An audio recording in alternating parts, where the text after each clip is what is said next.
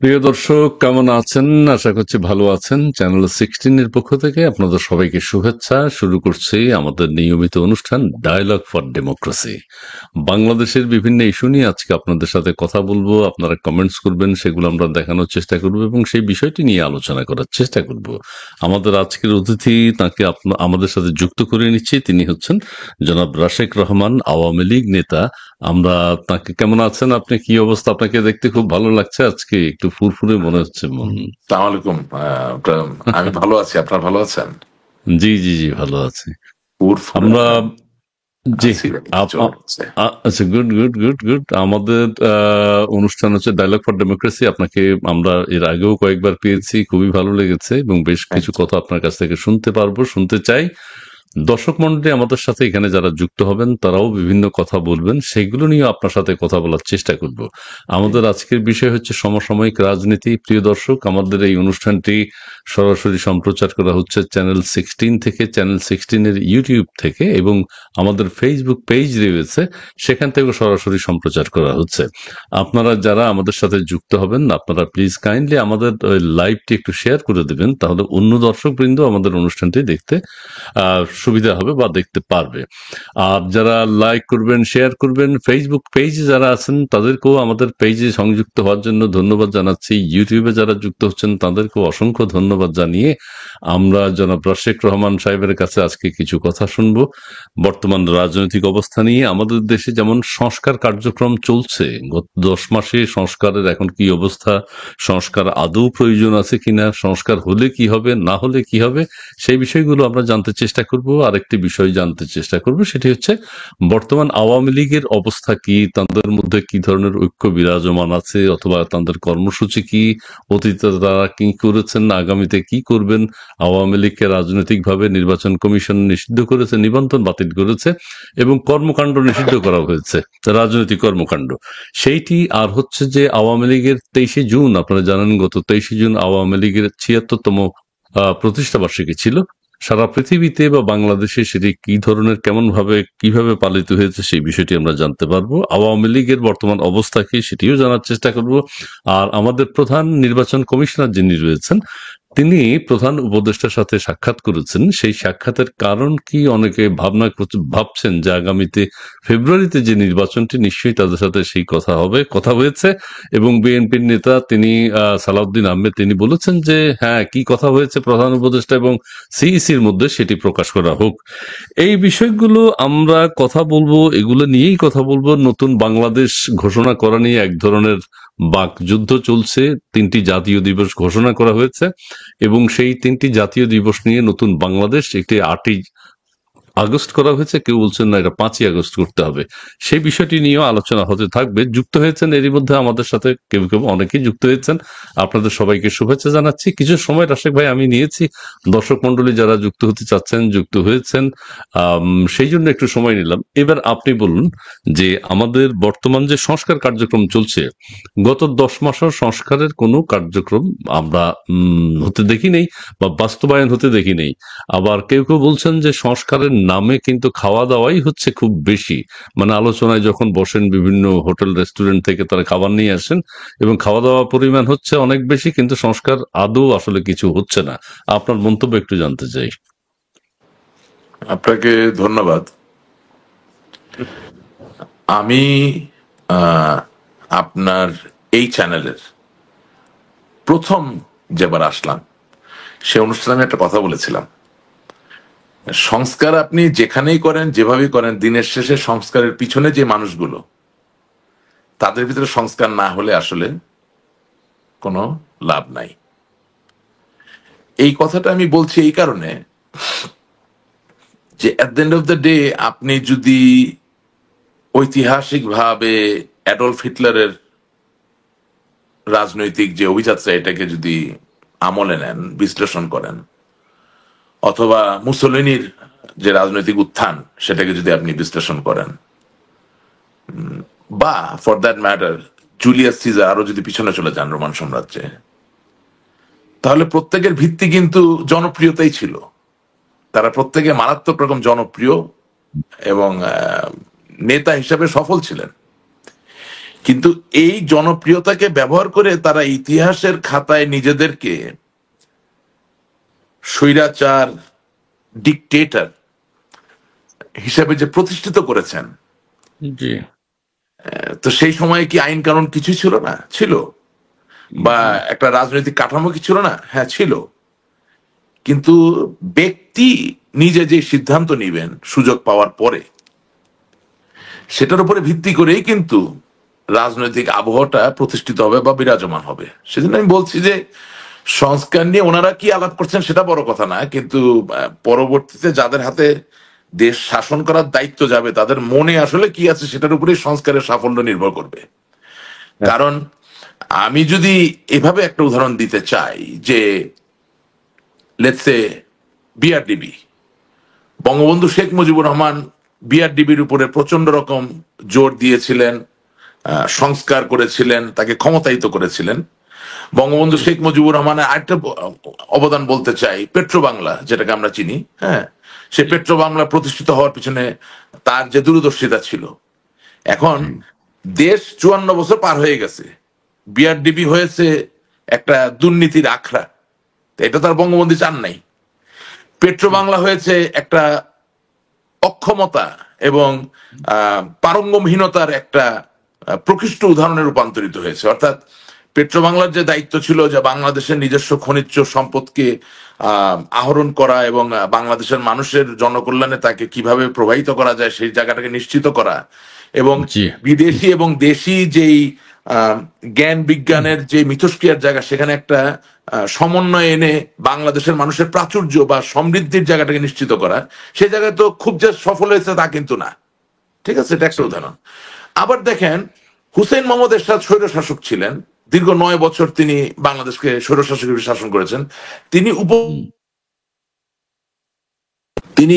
উম, উপজেলা যে আচ্ছা ব্যবস্থাপনা রাশিক ভাই, আপনাকে সেটা একটু থামিয়ে যদি প্রচলন আমি একটু করেছিলেন, বলি, আপনি সেটা যদি আপনাকে থামিয়ে আপনি কি একটু আমার যদি কথা শুনতে বলি, পাচ্ছেন? রাশিক ভাই আপনি একটু থামবেন। সেটা হচ্ছে আপনার মাথাটা কেটে আপনি আমার যাচ্ছে, কথা আপনি শুনতে যদি, পাচ্ছেন? হ্যাঁ আমি শুনতে পাচ্ছি, আপনি আমাকে শুনতে পাচ্ছেন? স্ট্রিমিয়ার্ড এটা একটা সমস্যা। আপনি আমাকে শুনছেন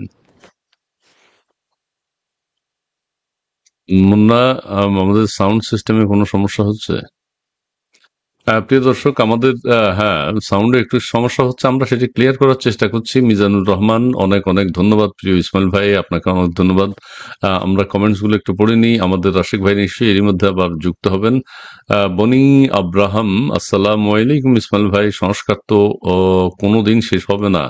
সংস্কারের নামে আওয়ামী লীগ নিধন হচ্ছে, আর সেই সুবাদে নির্বাচন হচ্ছে কি? আচ্ছা, জি ধন্যবাদ আপনাকে। নির্বাচন হবে কিনা সেটা তো বলা যাচ্ছে না, অনেকে ভাবছেন, শঙ্কা প্রকাশ করছেন। মুন্না, নেক্সট কমেন্টস তুমি যদি একটু বলো, অথবা আমি কি দেখাতে পারি আমাদের এই অবস্থা কেন হবে সেটি তো বুঝতে পারছি না। আমাদের হঠাৎ কি হলো? হ্যাঁ, নাজমুল আলম, আওয়ামী লীগের প্রধান। আচ্ছা, আসিফ উদ্দিন আর রাশেক ভাই, আপনি কেমন আছেন? জি, রাশেক ভাই ভালো আছে, সেই জন্য আপনাদের সামনে উপস্থিত হতে পেরেছেন। মাওলানা দায়, ধানমন্ডি 32, রাশেক ভাইয়ের কাছে জানতে চাই, মিঠাপুকুর আওয়ামী লীগের সাংগঠনিক কার্যক্রম কেমন চলছে নাকি চলছে না? জি ধন্যবাদ আপনাকে। আমাদের রাশেক ভাই কিছুক্ষণের মধ্যে আমাদের আশাতে তিনি যুক্ত হয়ে যাবেন। মোহাম্মদ নেসার, ইসমাইল ভাই আমার সালাম নেবেন। ওয়ালাইকুম আসসালাম, আপনাকেও আসসালাম আলাইকুম, ধন্যবাদ আপনাকে। তারপরে রয়েছেন আমাদের অনুষ্ঠান হচ্ছেন ডায়ালগ ফর ডেমোক্রেসি। আপনারা কিছুক্ষণের মধ্যেই আমাদের অতিথিকে দেখতে পাবেন। তিনি হচ্ছেন জনাব রাশেক রহমান, SSRR, বিশিষ্ট রাজনীতিবিদ, বাংলাদেশ আওয়ামী লীগের উপকমিটির সদস্য। জনাব রাশেক রহমান সাহেব, আপনি একজন ভালো মানুষ, এখন দলে কোনো বিভক্ত নয়, আগে হায়নাদের হাত থেকে দেশকে মুক্ত করতে হবে। ধন্যবাদ আপনাকে। এরপরে রয়েছেন দর্শক মন্ডলী, নিশ্চয়ই একটু হতাশ হচ্ছেন, রসিক ভাইয়ের সংযোগটি বিচ্ছিন্ন হয়েছে। প্যাটারসন লি, আজকেও যুক্ত হলাম টক শোতে। জি, আপনাকে অনেক ধন্যবাদ, অনেক ধন্যবাদ। আমরা রসিক ভাইকে যে কোনো মুহূর্তে পেয়ে যাব আশা করি। পারভেজ আকন্দ, তিনি বলছেন, বাংলার কোন সুস্থ স্বাভাবিক মানুষ কোন রাজনীতি করতে পারে না, কারণ সকল দল একরকম, তফাৎ নাই। আচ্ছা, জি ধন্যবাদ। রসিক ভাই কোথায়? আমরা তারপর হচ্ছেন মুন্না, তুমি কমেন্টস দেখাও। আমাদের আজকের অতিথি হচ্ছেন আওয়ামী লীগ নেতা রাশেক রহমান। অনুষ্ঠানটি চ্যানেল 16 থেকে সরাসরি সম্প্রচার করা হচ্ছে, আর আমাদের ফেসবুক পেজ থেকেও সরাসরি সম্প্রচার করা হচ্ছে। ফেসবুক পেজে যারা আছেন, কিছুটা যান্ত্রিক গোলযোগের জন্য আমরা দুঃখিত। বাংলা ওয়াশ অদৃশ্য মানব, পারভেজ মুন্না নেক্সট। জি জি জি, দর্শক মন্ডলী, আমাদের অতিথি এসে গেছেন, আমরা তাকে আবারও পাবো। রাশিক ভাই, আপনি জি, আমাকে শুনতে পাচ্ছেন? আমি আপনার পরিষ্কার শুনতে পারছি। হ্যাঁ, এই মাথার উপরে একটু ছেড়ে দেন, একটু জায়গা দেন, তাহলে আবার মাথায় কপাল কাটবে না। একটু যদি ওই, হ্যাঁ, আচ্ছা, জি, এ- এ- এ- জি, জি, এক্স্যাক্টলি। আমরা একটু সংযোগ বিচ্ছিন্ন হয়েছিল দর্শক মন্ডলী, আমরা সরি, যান্ত্রিক গোলযোগের কারণে হয়তো কিভাবে কি হয়ে গেল। রাশেক ভাই আবার যুক্ত হয়েছেন। হ্যাঁ, আপনি যে কথা বলছিলেন সংস্কার বিষয়ে একটু যদি জি, সেই কথা যে বলেন, যেমন আর ধরেন, পাশাপাশি। জি জি, যেমন ধরেন হুসেন মোহাম্মদ এরশাদ সাহেব উপজেলা প্রবর্তন করেছিলেন। এখন সেটা তো উনি স্বৈর শাসক হিসেবে করেছিলেন, কিন্তু আমরা সেটা পরিত্যাগ করতে পারিনি, সেটা তো আমাদের গ্রহণ করতে হয়েছে। এখন সংস্কারের প্রস্তাবনা যদি জনকল্যাণমূলক হয়, জনগণের গণতান্ত্রিক অধিকার নিশ্চিতকরণের জন্য হয়, বা দেশের সামনে এগিয়ে যাওয়ার জন্য নিশ্চিত করার জন্য, সেটাকে আপনার ভালো লাগুক বা না লাগুক এমব্রেস করতেই হবে। হ্যাঁ, এবং যেই সংস্কার আসলে প্রাসঙ্গিক যৌক্তিক, সেটা আজকে না হোক আগামীকালকে হবে। আমি শুধু বলতে চাচ্ছি যে আমার খুব একটা যারা সংস্কারে অংশগ্রহণ করছেন রাজনীতিবিদ, তাদেরকে দেখে মনে হয় নাই যে তাদের ভিতরে সংস্কার হয়েছে। সুতরাং আহ, এখন বিভিন্ন ক্ষেত্রে যেসব সংস্কার করা হচ্ছে, সেইগুলো আসলে কতটুকু তারা আপহোল্ড করবেন ক্ষমতায় যাওয়ার পরে, আমি সেই বিষয়ে সন্দিহান আছি। তো যারা সংস্কার কমিটিতে আছে তাদেরকে কি আপনার যোগ্য মনে হচ্ছে না? তারা কি দায়িত্ব পালন করতে পারবেন না সংস্কার কমিটিতে যারা আছেন? না, সংস্কার কমিটিতে তো আসলে দায়িত্ব পালন করার কি আছে? আপনি সংস্কার প্রস্তাবনা দিবেন, সেটা অধ্যাদেশ হয়ে আসবে। যাদের সংস্কারকে বাস্তবায়ন করার কথা, অর্থাৎ রাজনীতিবিদ যারা নির্বাচনের মাধ্যমে দেশ শাসন করার দায়িত্ব নেবেন, তাদের ভিতরে কতটুকু ইচ্ছা আছে সেটা দেখবেন। তো যোগ্যতার থেকেও ইচ্ছাটা অনেক বড় ব্যাপার। উম, না, এখন যে সংস্কার, আপনি কি, আমি মিন করছি, এখন যে সংস্কার কমিটি গুলো করা হয়েছে, সংস্কারের যেসব প্রস্তাবনা এসছে, শুনেন, দিনের সংস্কার শেষে যেগুলো বাস্তবতা বাস্তবায়ন। হচ্ছে আপনি যত আইন করেন, যত কাঠামোই বানান, বাংলাদেশে 18 কোটি মানুষের মনে বদ্ধমূল ধারণা হয়ে গেছে যে বাংলাদেশের প্রধানমন্ত্রীর যে পদটি, সেটা অসীম ক্ষমতার একটি পদ। সুতরাং আপনি যদি এখন সংস্কার করে এই পদের অনেক ক্ষমতা হ্রাসও করেন, কমিয়েও দেন, তারপরও যদি আগামী দিনের প্রধানমন্ত্রী দুর্নীতিবাজ হন এবং তিনি যদি ক্ষমতালোভী হন, তিনি বেশ কয়েক বছর এটা সুযোগ নিতে পারবেন। আমি কি তিনি কি বুঝতে আবার পারছি এটা? পরিবর্তন এটাকে করতে বলে পারবেন? পারসেপশন যেমন, ইফেক্ট। আচ্ছা, মানে বিএনপি মানে যেমন। যেমন ধরেন, শুনেন, যেমন ধরেন মার্কিন যুক্তরাষ্ট্রে জর্জ ওয়াশিংটন নিজের থেকে সিদ্ধান্ত নিয়েছিলেন যে তিনি অনন্তকাল রাষ্ট্রপতি থাকবেন না, যার জন্য মার্কিন যুক্তরাষ্ট্রে দুবারের বেশি আপনি হতে পারছেন না, তাই না? কিন্তু এর ব্যত্যয় কি ঘটেনি? অবশ্যই ঘটেছে। দ্বিতীয় বিশ্বযুদ্ধে ফ্র্যাঙ্কলিন ডেলানো রুজভেল্ট, তিনি তো মার্কিন যুক্তরাষ্ট্রে 3বার রাষ্ট্রপতি হয়েছেন। সেটা সময়, কাল, দেশ, জাতি, পৃথিবীর যে প্রয়োজন তাকে সামনে রেখে হতে হয়েছে। সুতরাং উনি একটা মহৎ উদ্দেশ্য রেখে 3বার রাষ্ট্রপতি হয়েছেন মার্কিন যুক্তরাষ্ট্রে। এখন আগামী দিনে যে বাংলাদেশে আপনি 2বার সীমাবদ্ধ করে দিলেন প্রধানমন্ত্রী হওয়ার জন্য, কেউ যে একটা দুষ্টু চিন্তাকে সামনে রেখে 2বারের বেশি আবার প্রধানমন্ত্রী হবেন না, এমন তো কোনো নিশ্চয়তা নাই।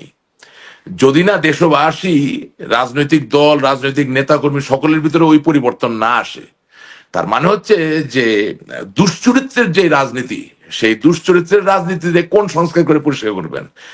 যদি না বাংলাদেশের মানুষ বাধ্য না করে ভালো চরিত্রের রাজনীতিবিদরা রাজনীতি করতে আসবেন।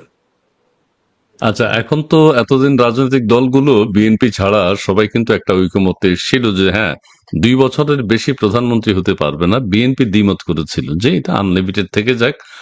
কিন্তু এখন শেষ পর্যায়ে বিএনপিও সম্মত হয়েছে, ঠিক আছে। এখন আপনি যে কথাটি বললেন, তার মানে বিএনপি বা যারা নির্বাচিত হবে তারা যদি চায়, এটি সংশোধনও করতে পারে যে 2বার না। নি- এটা হচ্ছে জি। আগে হইয়া নেই। আহ, তো মানে গেও ভাষায় বলতে আগে হইয়া নেই না, তারপর দেখা যাবে, এরকম একটা ব্যাপার। আচ্ছা, এখন কি সেই ব্যাপারটাই হয়েছে? আগে হইয়া নেই, ঠিক আছে, আগে আগে মানলাম। হইয়া নেই। হ্যাঁ, আপনি প্রধানমন্ত্রী হলে যদি বলেন যে আমার তো 2বারে ভাল লাগতেছে না, 3বার লাগে, 4বার লাগে, কার কয়টা ঘাড়ে মাথা আছে বলবে না না না 2বার? আগে হইয়া নেই। এরকম বাংলাদেশের ব্যাপারগুলো তো তাই হয়েছে। আপনি ধরেন 1991 সালে এরশাদ বিরোধী আন্দোলনে 3টি বৃহৎ রাজনৈতিক দলের যে পলিটিক্যাল আন্ডারস্ট্যান্ডিং ছিল, একটা তো বাস্তবায়িত হয়নি। তার মানে আগে হইয়া নেই। জি, বিএনপি আগে ক্ষমতায় হয়ে নেই। গিয়েছিল, হয়ে যাওয়ার পরে তার জি। কোনো খবর নাই। রাইট? আচ্ছা, 90 জি। সিমিলারলি আমরাও ক্ষমতা এসেছি, আমরাও পারতাম এরশাদ বিরোধী আন্দোলনের সময় আপনি মনে করেন যে এই অগ্নিঝরা ঐতিহ্যবাহী রাজনৈতিক আন্দোলন, যেটা আমি নিজে চোখে দেখা সৌভাগ্য হয়েছে, আমি তো 1971 সালের যুদ্ধ দেখিনি, কিন্তু 7 মানুষ দল যে 15 সংগ্রাম করে, দল। আন্দোলন করে, রক্ত দেয়, স্বৈরাচার নিপাত যাক, গণতন্ত্র মুক্তি পাক, এই যে নূর হোসেনের আত্মহতি, এই যে ডক্টর মিলনের আত্মহতি, এগুলো আমি চোখে দেখেছি, এগুলো তো আমার স্মৃতিপটে রয়েছে। সুতরাং সেই জায়গার থেকে তো আমি দেখলাম যে হুসেন মোহাম্মদ এরশাদ এই স্বৈরাচারের পতনের পরে আহ, হুসেন মোহাম্মদ এরশাদকে নিয়ে আমরা কত রকম খেলা খেলবো সেটা নিয়ে আমরা ব্যস্ত হয়ে গেলাম। সুতরাং আগে হইয়া নেই, হ্যাঁ, আচ্ছা, তার মানে তাই না? 90 এর পরেও কোনো কিছু কিন্তু যে রূপরেখা ছিল 90 এর আন্দোলনের, স্বৈরাচার বিরোধী আন্দোলনের, কোনো কিছুই খুব একটা বাস্তবায়ন একেবারে হতে না, আমরা কোনোটাই দেখিনি। কোনোটাই প্রতিফলিত হয়নি, একেবারেই হয়নি। এবং এখনো তো বলছি আপনাকে যে কোন রাজনৈতিক দলের যিনি প্রধান, এটা আওয়ামী লীগ, বিএনপি, জাতীয় পার্টি, তারা তাদের নিজের লোকদেরকে বিশ্বাস করেন না। নাইলে আপনি 70 অনুচ্ছেদ থাকবে কেন? আপনি ফ্লোর ক্রস করতে পারবেন না কেন? আপনি ভোট দিতে পারবেন না কেন? আপনি মনে করেন এই সংস্কারের যে কথাটা বলা হচ্ছে যে একজন সংসদ সদস্য গোপনে ভোট দিতে পারবেন, ইটস ভেরি ইম্পর্টেন্ট। কারণ আপনি যদি মনে করেন আপনার এলাকার মানুষের স্বার্থের বিরুদ্ধে কোনো কিছু যাচ্ছে বা দেশের মানুষের স্বার্থের বিরুদ্ধে, তাহলে আপনি ভোট দিতে পারবেন না। এখন জাস্ট বিকজ আপনার দলের প্রধান উনি বিক্রি হয়ে গেছে বিদেশি কোনো শক্তির কাছে বা কারো কাছে, তার জন্য আপনাকে এখন নম নম জি জি করতে হবে, তাতে তো এই এই গণতন্ত্রের কোনো মূল্য হয় না। প্রতিবাদ করার কোনো সুযোগ নেই। অবশ্যই নাই। আপনি আপনি যখন কোরাস গান গান, হ্যাঁ, গান তো একটাই গান, একই সুরেরই গান গান, কিন্তু সকলের কণ্ঠ তো আর একরকম হয় না, এক একটা এক এক রকম, এটা আল্লাহর নিয়ামত, তাই না? তো এখন এমন একটা সংসদ বানাইছেন যেখানে কোরাস গান গাইতেছেন একই গলা, গলায় কোনো ভেরিয়েশন নাই, আচ্ছা, আচ্ছা, আচ্ছা, আচ্ছা। উদ্দেশ্য তো এক, ওই যে জনকল্যাণ করা, কিন্তু আপনি কোনো অবস্থায় কোনো আলাপ করতে পারতেছেন না, করলে আপনার সংসদ সদস্য পদ চলে যায় এবং আপনাকে দেখিয়ে ভোট দিতে হচ্ছে, right? So this is not correct, this is not একটা কারেক্ট। ছোট্ট ছোট্ট গল্প, আমি কানাডাতে একজনকে জিজ্ঞেস করলাম, এখানে তো বিভিন্ন সাংস্কৃতিক প্রোগ্রাম হয়, তো আর আমি আমি, একজনকে জিজ্ঞেস, জি জি প্লিজ না প্লিজ, আমি সরি। একটু, এখানে তো বিভিন্ন কালচারাল শো হয় আপনাদের, একজনকে জিজ্ঞেস করলাম আর কি আয়োজক, আপনাদের এখানে কোরাস গান হয় কিনা?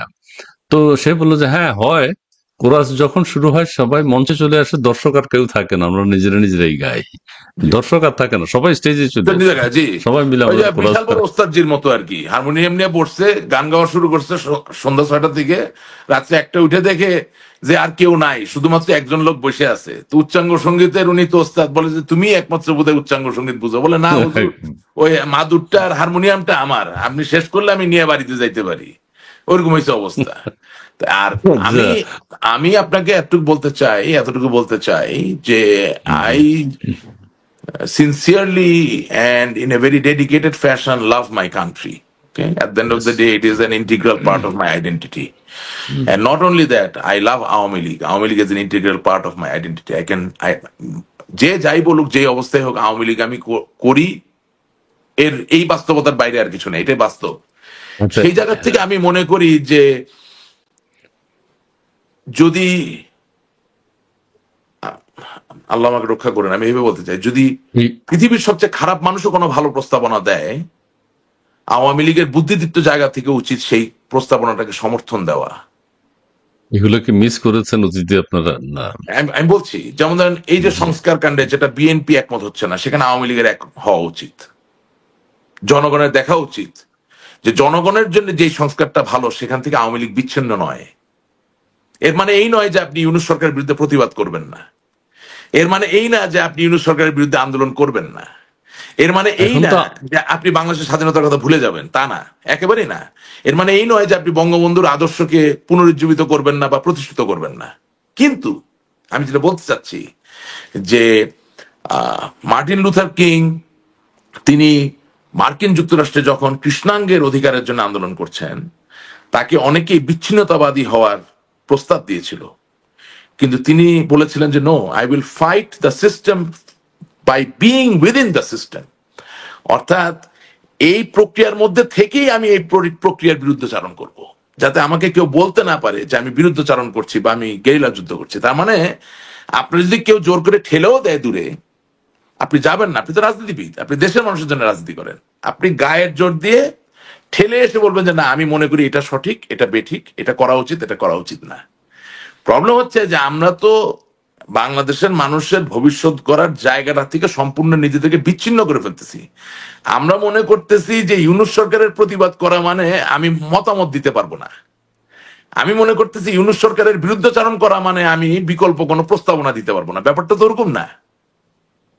আচ্ছা, এখন কি আওয়ামী লীগের বলার কিছু আছে, বলার সুযোগ আছে? আওয়ামী লীগ আমি কিছু তো মনে করি অন্যভাবে বলতেই হবে, অবশ্যই বলতে না, হবে। কি কি এতগুলো কিভাবে কাজ হয়ে বলবে? যাচ্ছে, এর মধ্যে আমাদের একটা ভূমিকা থাকতে হবে না? ডেফিনেটলি থাকতে হবে। আপনি আমার কিভাবে নিষিদ্ধ থাকবে? করছেন বলে কি আমি চুপ করে থাকবো নাকি? আপনি আমার নিষিদ্ধ করার কে? আমি আপনারা তো চুপ বাংলাদেশের করেই মাটি আছেন। মানুষের দল, বাংলাদেশের মানুষ আমাকে ভালোবাসে, আওয়ামী লীগকে। না, তা কিন্তু আপনি আমার আপনারা তো নিষিদ্ধ চুপ করলে করে নিষিদ্ধ আছেন। হবো? হ্যাঁ, আমার কাছে সোশ্যাল মিডিয়া আছে, আমার কাছে ইন্টারনেট আছে, আমার নেতা কর্মীরা আছেন, কোটি কোটি সমর্থক আছেন। আমি যেটা সঠিক মনে করি সেটা আমি বলবো, কেন বলবো না?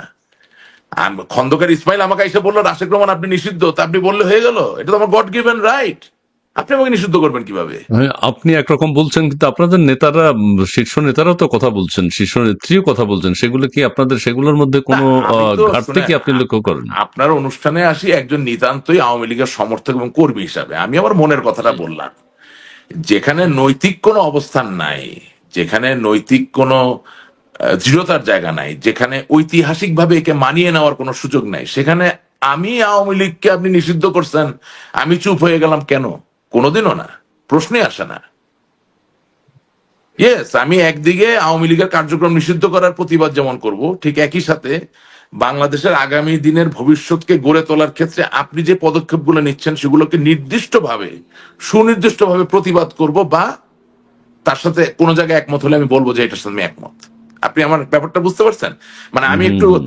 যেহেতু আপনি কানাডায় আছেন, আমি একটু মানে একটু আন্তর্জাতিক একটা উদাহরণ দিয়ে কথাটা বলতে চাই। জি, জি। স্বামী স্ত্রীতে বিবাহ বিচ্ছেদ হবে বলে ওই স্বামী স্ত্রীর ওরসজাত যে সন্তান, তার আগামী দিনের ভবিষ্যৎ কি হবে সেটা নিয়ে স্বামী বা স্ত্রী মানে বাবা বা মা কথা বলবেন না, সেটা তো হতে পারে না।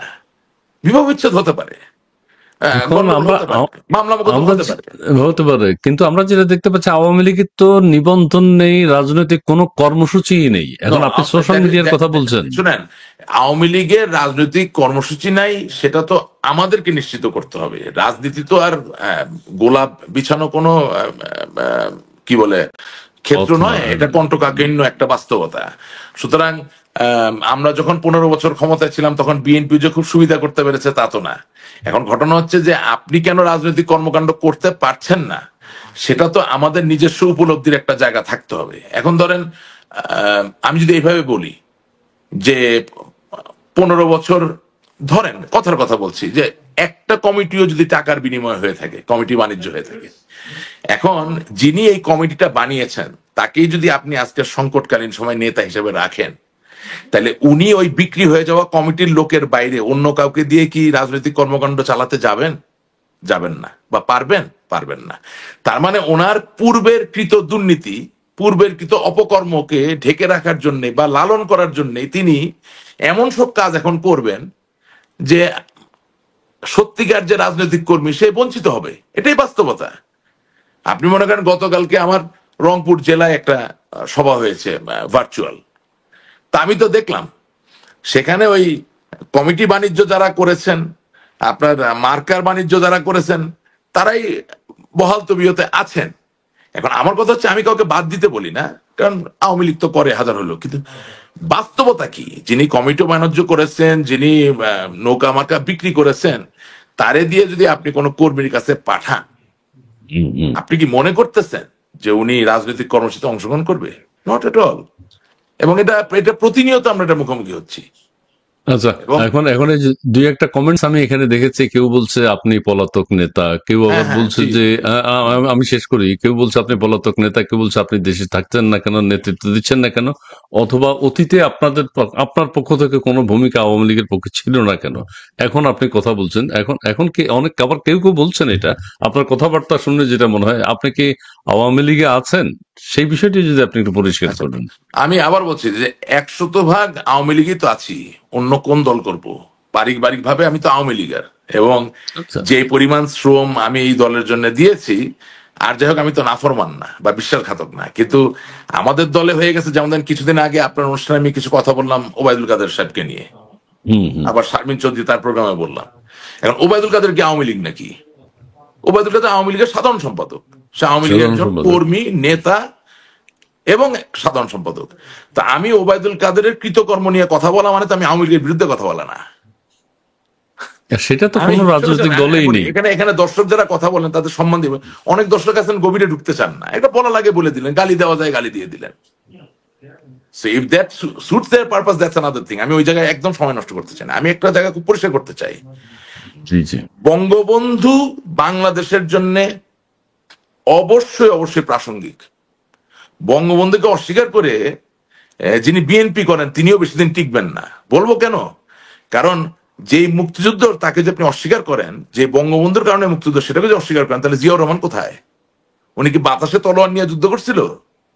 তো আজকে বর্তমান প্রেক্ষিতে কি হয়েছে, যে যারা স্বাধীনতার নামটা মুছে দিতে চাচ্ছে তাদেরকে বুঝে হোক না বুঝে হোক বিএনপি যে কিছু বলতে পারতেছে না, এটা দীর্ঘস্থায়ী দীর্ঘমেয়াদী নেতিবাচক দিকটা কোথায়? যে তাদের জিয়াউর রহমানও হারাই যাবে। দুঃখজনক হলে আমি বলতেছি, কারণ বীর উত্তমটা কোথা থেকে এসছে? বীর উত্তম তো খাইবার পাস স্বাধীন করতে গিয়ে হয় নাই, বীর উত্তম তো পানিপথের যুদ্ধ করতে গিয়ে হয় নাই, বীর উত্তম বাংলাদেশের স্বাধীনতার যুদ্ধ করতে গিয়ে হয়েছে। আপনারা তো আবার বীরত্তম বাদ দেওয়ার চেষ্টা করছেন। আমি আপনার অনুষ্ঠানে বলেছি সেটা আমরা অন্যায় করেছি। আমি আমার আব্বার থেকে বেশি বুঝতে পারি না। বঙ্গবন্ধু যে খেতাব দিয়ে গেছে হাত দিছি কেন আমরা? Bangabandhu major general Khaled Mosharraf, major general Shafiullah, major general Ziaur Rahman তিনজনকে তাদের ভ্যালিয়ান্ট ফ্রিডম ফাইটের ভূমিকার জন্য তাদেরকে বীরত্তম দিয়েছে। আমি কেন মেজর জেনারেল জিয়াউর রহমানটা কাটতে যাবো? আমি যদি বুঝিও যে তিনি যুদ্ধ ঠিক মতো করেন না, আমি আমার আব্বার থেকে বেশি বুঝতে পারি নাকি? আমার আব্বা খন্দকার ইসমাইলকে তার বাড়িতে সম্মান দিয়ে চেয়ার দিল, আমি ঘরে ঢুকে এসে বললাম, এই আপনি আমার চেয়ারে বসে উঠেন, বাইরেন বাস। এটা কি হয়? Can I do this? এইটাও তো বলছেন যে পাকিস্তানের হয়ে যুদ্ধ করেছে একটা মুক্তিযোদ্ধা মন্ত্রী, আমি এখন ভদ্র ভাষায় কি কথা, সে তো ডুবাইছে। আমাদের সাবেক মুক্তিযোদ্ধা মন্ত্রী, আমাদের আইন মন্ত্রী, তারা সকলে মিলে বঙ্গবন্ধু কন্যা জননেত্রী শেখ হাসিনাকে খুশি করতে গিয়া, তেল মারতে গিয়া, তারা মানুষের মুক্তিযুদ্ধ খেতাব নিয়ে টানাটানি শুরু করছে। দরকার ছিল কি? কোনো প্রয়োজন আছে? হ্যাঁ, এই কালচারটাই তো বাংলাদেশে চলছে, এই ধরনের এগুলোই তো। ছেলে মেয়েদের নিয়ে কথা বলছেন, মানুষের ঘরের ভিতর ঢুকে যাচ্ছেন, এখন ঘুরে আসতেছে না জিনিসগুলা? আসছে আসছে। আহা, এখন আমি যদি এইটা নিয়ে কথা বলি, তাহলে কি আমি আওয়ামী লীগের বিরুদ্ধে কথা বলছি নাকি? আমি তো এটাই তো মনে করা হয়। এই যে একজন আমাকে বললো যে আমি পলাতক নেতা, ইয়েস ভাই, আমি তো আশ্রয় নিয়েছি, অবশ্যই আমি পলাতক অবস্থায় আছি, কিন্তু আমাকে যদি ফিরতে হয় তাহলে আওয়ামী লীগকে নিয়েই তো ফিরতে হবে। আমার পরিচয় তো আপনি বদলাইতে পারবেন না, আমি বদলাতে। আমি আওয়ামী লীগ অনিষ্ট চাই না, কিন্তু যেহেতু কোনো ফোরাম নাই, আজকে 10 মাস ধরে আমরা বাইরে, কোনো মতামত দেওয়ার কথা বলার কোনো জায়গা নেই। এই যে টেলিগ্রামের যে প্রোগ্রাম মিটিং গুলো হয় ধরেন, সেখানে সব জামাতের লোক ভরা। আপনি এই যে গতকালকের যে রংপুর জেলার যে কথাটা বললাম, যেই লোককে দিয়ে এই প্রোগ্রাম সভাপতিত্ব করা হচ্ছে, সেই লোক ডাইরেক্ট জামাত এবং বিএনপির সাথে প্রতিদিন উঠা বসা করতেছে। তা আপনি তাকে দিয়ে কি পলিটিক্যাল পারপাসটা সার্ভ করবেন? রাইট? সো কোন নির্ভরযোগ্য ফোরাম নাই যেখানে আপনি দলের কৌশল বা কোনো কিছু নিয়ে কথা বলতে পারবেন। এটা দুঃখজনক। এখন আমরা দূরে আছি, আমরা কি করতে পারি? আমরা আওয়ামী লীগের যারা নেতা কর্মী, সমর্থক বা জনগণ, তাদেরকে বলতে পারি এটা হওয়া উচিত। ধরেন আপনি এবং ধরেন শারমিন চৌধুরী, মাসুদা ভাট্টি, নবনীতা, যারাই চেষ্টা করতেছেন বিভিন্ন জায়গা থেকে, তাদের কাজ কি শুধু এই সরকারকে সমালোচনা করা? আপনাদের কাজ এই দলটাকে কিভাবে শক্তিশালী করা উচিত, নট বিকজ আপনারা আওয়ামী লীগ করেন, বাট বিকজ আওয়ামী লীগটা জনগণের দল। বাংলাদেশের মানুষের আওয়ামী লীগের মতো একটি রাজনৈতিক শক্তিকে তার পাশে প্রয়োজন। সেই দলটা যাতে পরিশুদ্ধ হয়ে 1971 সালের ওই একই তেজোদ্দীপ্ত স্পৃহা নিয়ে বাংলাদেশের মানুষের পাশে দাঁড়াতে পারে, সেই জায়গায় গণমাধ্যম কর্মী হিসেবে আপনাদেরও তো দায়িত্ব আছে, কিন্তু সেই দায়িত্ব কতটুকু আপনারা পালন করছেন? আপনাদের সাথে কথা বলছি, তৈল মর্দন করা ছাড়া, তেল মারা ছাড়া আর কিছু কি করতেছি? আমরা তেল মারছি না, আমরা এই যে আপনি কথা বলছেন, আমাদের চ্যানেলে আপনি কথা বলছেন, আপনার কথাগুলো পক্ষে যাচ্ছে বিপক্ষে যাচ্ছে, আমাদের তো কোনো অসুবিধা নেই, বলেন। আমি বলছি শিওর, কিন্তু আমি বলছি যে আপনাদের আরো অনেক কিছু করার আছে, আমাদেরও আছে। এখন দিনের শেষে আওয়ামী লীগের সমানেত্রী জননেত্রী শেখ হাসিনা। এখন আপনি একটা জিনিস চিন্তা করেন, আমি এইভাবে কথাটা বলি, আচ্ছা এই কথাটা বলবো, একটু ঠিক করে বলেন আর কি। জি, ভেবে চিন্তে বলেন। আচ্ছা একবার চিন্তা করেন তো, এটা 2025 সাল, এখন ওবায়দুল কাদের সাহেব আপনার সামনে দিয়ে হেঁটে যাচ্ছে। এই হাঁটা দেখার পরে কোন বাবা বা মা তার সন্তানকে বলবে যে বাপ তুই বড় হইলে ওই ওবায়দুল কাদের মতো হাঁটবি? একটু ভিজুয়ালাইজ করেন তো, মানে নেতা তো, হ্যাঁ আপনি আপনার লাইফ প্রোগ্রাম না একটু জিজ্ঞেস করেন তো, কোন সন্তান ভূমিষ্ঠ হওয়ার পরে কোন বাবা মা স্বপ্ন দেখে বলে যে আমার সন্তান বড় হইলে তার নাম ওবায়দুল কাদের হবে? এটা এখন পর্যন্ত শুনি নাই, শুনেন নাই। যেদিন শুনবেন সেদিন মনে করবেন কিয়ামত চলে আসছে। আমি বাস্তবতা বলছি আপনাকে। নাকি তার মধ্যে সেই ধরনের কোন ব্যক্তিত্ব, গার্ডস বা সেটা তো আপনি আপনি আমার নেতৃত্ব থেকে দেওয়ার আপনি তো আমার থেকে তাকে কম চেনেন না। আমি আপনাকে জনগণের জায়গা থেকে বলছি, একটা তো রাজনৈতিক নেতা, জি দিনের শেষে জি জনগণের সমর্থন নিয়েই তো আপনাকে ক্ষমতায় যেতে হবে বা দেশে ফিরতে হবে। তো এখন ধরেন আমি যেটা বললাম যে একজন অনুকরণীয় অনুসরণীয় মানুষ যদি আপনি সামনে না দেন, যারা দেখে সবাই তো আর বলবে না, ধরেন কোটিতে একজন বললো যে আজকে আজকে আমার সন্তান হয়েছে, তার নাম আমি রাখবো ওবায়দুল কাদের। ধরেন মুজিবুর রহমান অনেক নাম পাবেন, জিয়াউর রহমান অনেক নাম পাবেন, পাবেন না? হ্যাঁ, হুম হুম কিন্তু হাসিনা, আচ্ছা শেখ হাসিনা প্রচুর নাম পাবেন। ঝড়ের মধ্যে জন্ম হয়েছে, বাচ্চার নাম রাখছে শেখ হাসিনা। নেত্রী তখন প্রধানমন্ত্রী ছিল না, আমি জানি, আমি বলতেছি আপনাকে। বন্যা হয়েছে, বন্যার মধ্যে জন্ম হয়েছে, নেত্রী নৌকা দিয়ে গেছে, গিয়া ত্রাণ দিছে, বুঝলেন? বা সন্তান ভূমিষ্ঠ হয়েছে, তার নাম রাখছে হাসিনা। শেখ হাসিনা তো রাখতে পারে না, হাসিনা রাখছে, ভালোবাসা, মনে করছে অনুসরণ, অনুকরণীয়, তাই না? তো আমি আপনাকে বলছি যে আমরা কি দ্বারা করাচ্ছি মনে করতেছেন? এত বড় যে একটা গ্যাপ হয়ে গেছে, আমরা বারবার শুধু আমাদের এই চক্রান্ত হয়েছে, হ্যান হয়েছে বলতেছি, বাট আমাকে ফিরতে হইলে কাকে লাগবে? ডোনাল্ড ট্রাম্প, নরেন্দ্র মোদী, বাংলাদেশের জনগণ কাকে লাগবে আপনি বলেন? যদি বাংলাদেশের বাংলাদেশের জনগণকে জনগণ। লাগে, তাহলে 2018 সালের নির্বাচনটা হয়েছে, ঠিক আছে? 2018 সালের নির্বাচনে যার বয়স 18 ছিল, তার বয়স আজকে কত? আপনি একটু হিসাব করেন, 25। এই 25 বছর বয়সের ছেলেটার জার্গন বা ভোকাবুলারির কোন জায়গায় আপনি যার নাম বললাম তাকে নিয়ে কোনো পজিটিভ কথা আপনি খুঁজে পাচ্ছেন? তা তাইলে সে কি আওয়ামী লীগের বাইরে? আওয়ামী লীগ কি ওই 25 বছর বয়সের ছেলের জন্য না? আওয়ামী লীগ কি অবশ্যই 2024 সালের যে নির্বাচন আমরা নিজেরা নিজেরা ফানি মারামারি করলাম, মানে আসল গুলি না, পানির গুলি, ওয়াটার পিস্তল দিয়ে খেলাধুলা করলাম, সেখানে যেই বাচ্চাটা ভোট দিতে গিয়েছে বা ভোট দিতে চেয়েছে, এইভাবে বলি, ভোট দিতে গিয়েছে বা ভোট দিতে চেয়েছে, আওয়ামী লীগ কি তার জন্য না? সুতরাং আমি, আমার অবশ্যই ভিতরে কি কোনো পরিসংখ্যানের জায়গা থাকবে না? আর আমি এই কথা বললে আমি কি বিরুদ্ধে চলে গেলাম? আপনি বুকে হাত দিয়ে কাউকে বলেন তো আমার সামনে এসে বলতে যে আমি অন্যায় কোনো কথা বলতেছি? এখন যেভাবে আছে, যেভাবে আমাদের সংসদ চলছে, যেভাবে রাজনৈতিক দলগুলো চলছে, সেটা হচ্ছে নেতার বিরুদ্ধে, নেতাকে নিয়ে কোনো কথা বলা যাবে না, যা কর্মসূচি হচ্ছে তাই মানতে হবে, সেটাই মানা উচিত। না, এবং আপনি যেটা বললেন সেটা তো অন্য কথা। সেটাই তো থ্যাংক হচ্ছে। ইউ এটা বলার জন্য। সে যে কেউ দাসখত কেউ দিয়ে থাকে সেটা অন্য কথা, আমি তো দেইনি, আমি স্বাধীন মানুষ, আমি বঙ্গবন্ধুতে বিশ্বাস করি, আমি আওয়ামী লীগকে মনে করি আওয়ামী লীগ বাংলাদেশের জনকল্যাণের একটা দল। আওয়ামী লীগ দল হিসেবে কোনো অন্যায় করে নাই, এবং বাংলাদেশের মানুষের সামনের দিনের সুস্থতার জন্য, রাজনৈতিক স্থিতিশীলতার জন্য, আর্থসামাজিক প্রেক্ষাপটে আরো এগিয়ে যাওয়ার জন্য আওয়ামী লীগের প্রয়োজনীয়তা অনস্বীকার্য। এবং বাংলাদেশ আওয়ামী লীগের সভানেত্রী শেখ হাসিনা, এই তিনটার বাইরে তো আমার কোনো কথা নেই। কিন্তু আচ্ছা আমি এখন তাও বলছি ওবায়দুল কাদের আওয়ামী লীগ না, আই এম সরি। আমি, আচ্ছা এখন এটা একটা রাজনৈতিক পদ, এটা একটা গণতান্ত্রিক পদ, আমি মনে করছি যে ওনাকে দিয়ে কোনোভাবে আপনি সংগ্রাম আন্দোলন জমাতে পারবেন না, ইম্পসিবল। পারবেন না। এটা আবার আচ্ছা কারণ ঠিক। আছে, কারণে বলি, কারণ দলের মধ্যে যারা দলবাজ, ধরেন সৈয়দ আশরাফ সাহেবের কিন্তু কোনো গ্রুপ ছিল না। হুম হুম হুম জলিল সাহেব, মরহুম জলিল সাহেব, ওনার কিন্তু কোনো গ্রুপিং ছিল না। ওনার শেখ হাসিনা ছিল, বঙ্গবন্ধু ছিল। আমাদের জিল্লুর রহমান সাহেব, হ্যাঁ, ওনার নিজ এলাকায় ভৈরব ওইসব জায়গায় কিছু গ্রুপিং এর, কিন্তু ওভারঅল এই দলের মধ্যে ওনার কোনো গ্রুপিং এর বিষয় ছিল না।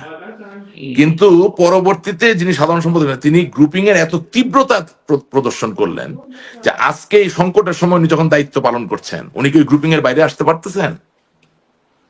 ওনার যারা উনি কি দায়িত্ব উনি কি দায়িত্ব পালন করছেন? না না, উনি আছেন তো। ওনার যারা শ্যাডার, যারা টাকা পয়সা খেয়ে কমিটি দিছে বা বিভিন্ন রকম সুযোগ সুবিধা, টাকা পয়সার বাইরেও আরো অনেক সুযোগ সুবিধা পাইছে, হ্যাঁ, এগুলার বললাম না, মুখ খারাপ হয়ে যায়, তারা কি এটাতে বেরিয়ে আসতে পারবে?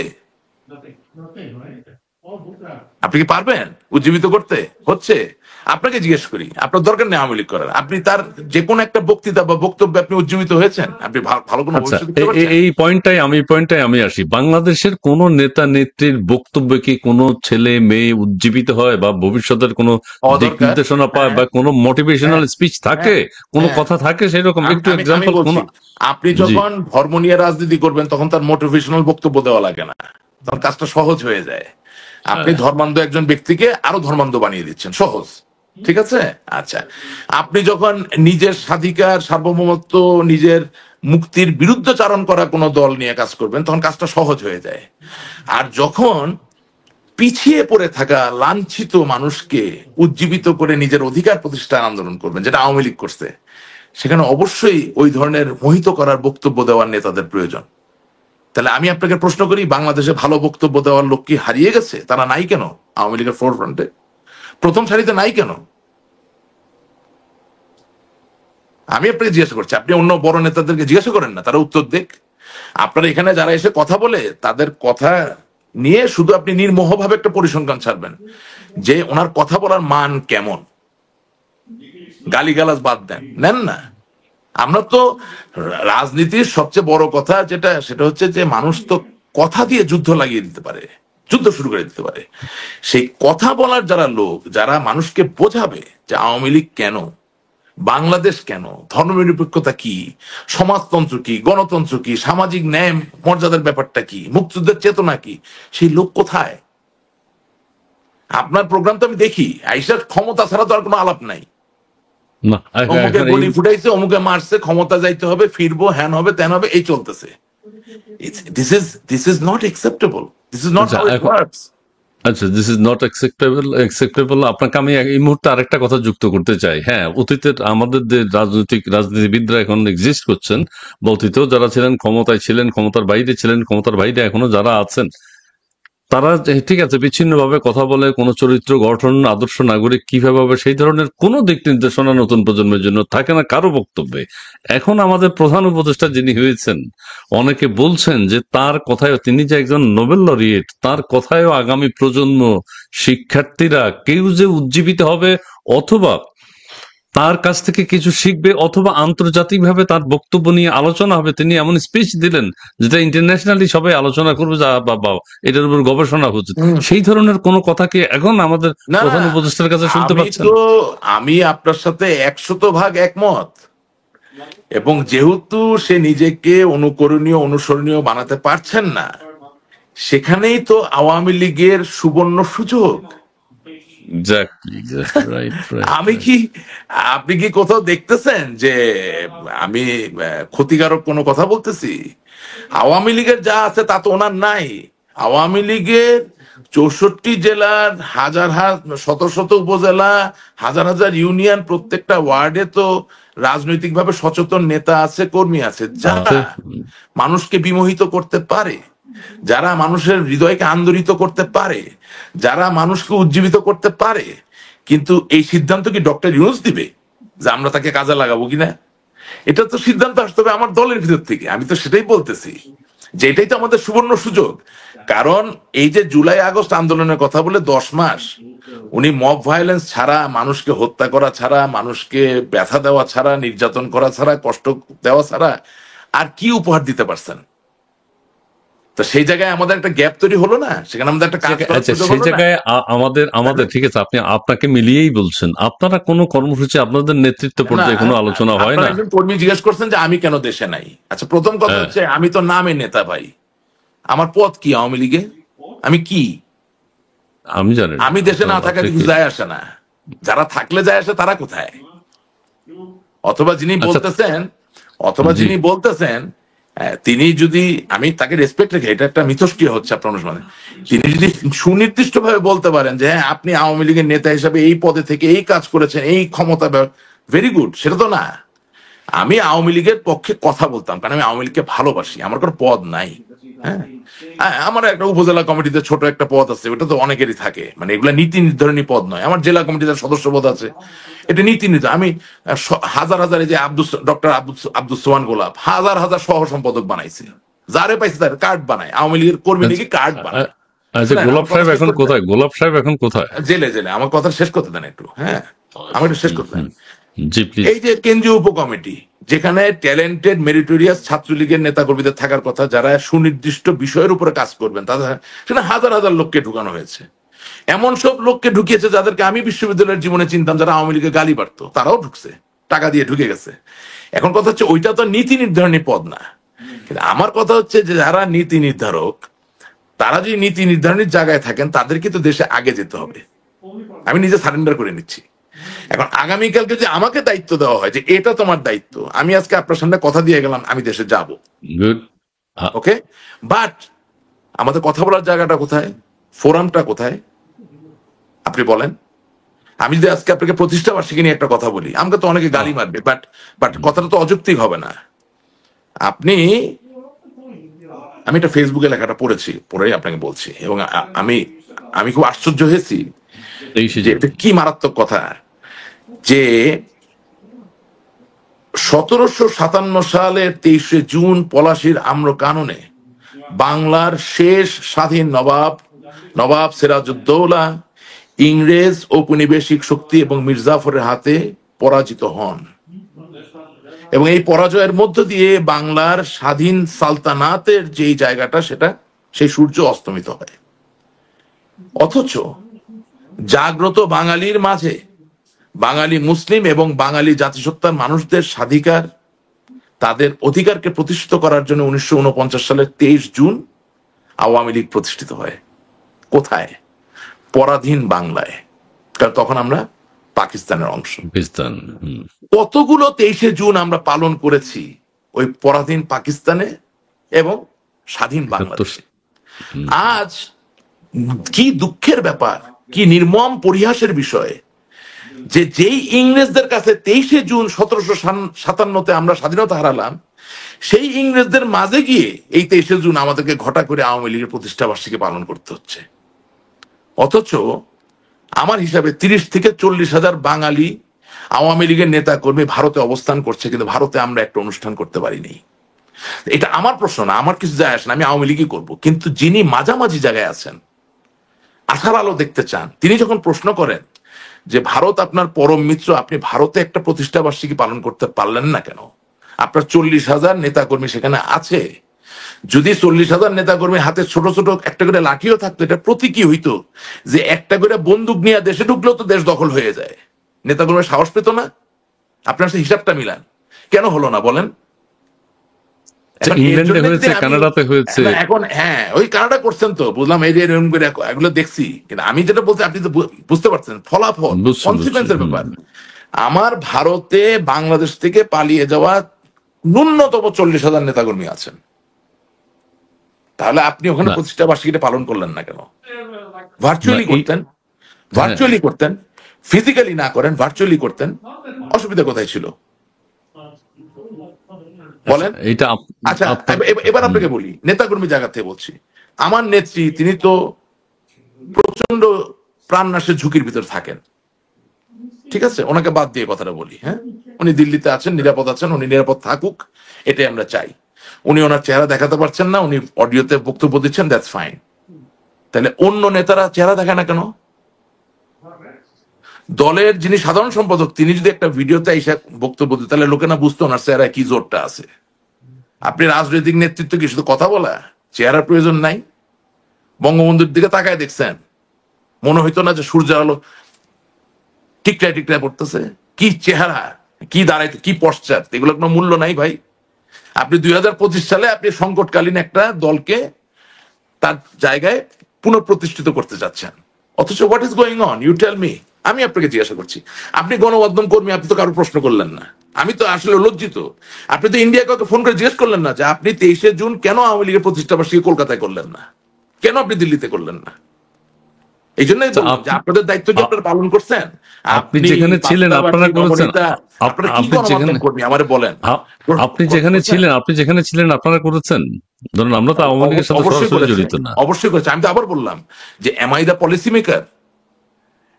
Did you employ me as the policy maker? আচ্ছা, আপনাকে একজন কর্মী হিসেবে যদি ধরে নেই, আপনি কর্মী হিসেবে আমাকে ফোন করে বলেছেন যে 23শে জুন নিয়ে কথা বলবেন, আপনি আমাকে অনুষ্ঠানে ডেকেছেন, তা আমি আমার কাজটা করছি না?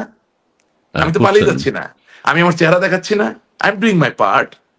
এখন আপনি বড় বড় নেতাদেরকে আগে নিছেন, আমাকে পরে নিছেন, এই জন্য 23শে জুনের পরে ডাকছেন, কিন্তু আমি তো 23শে জুন নিয়ে কথা বলছি, এটাই তোমার দায়িত্ব।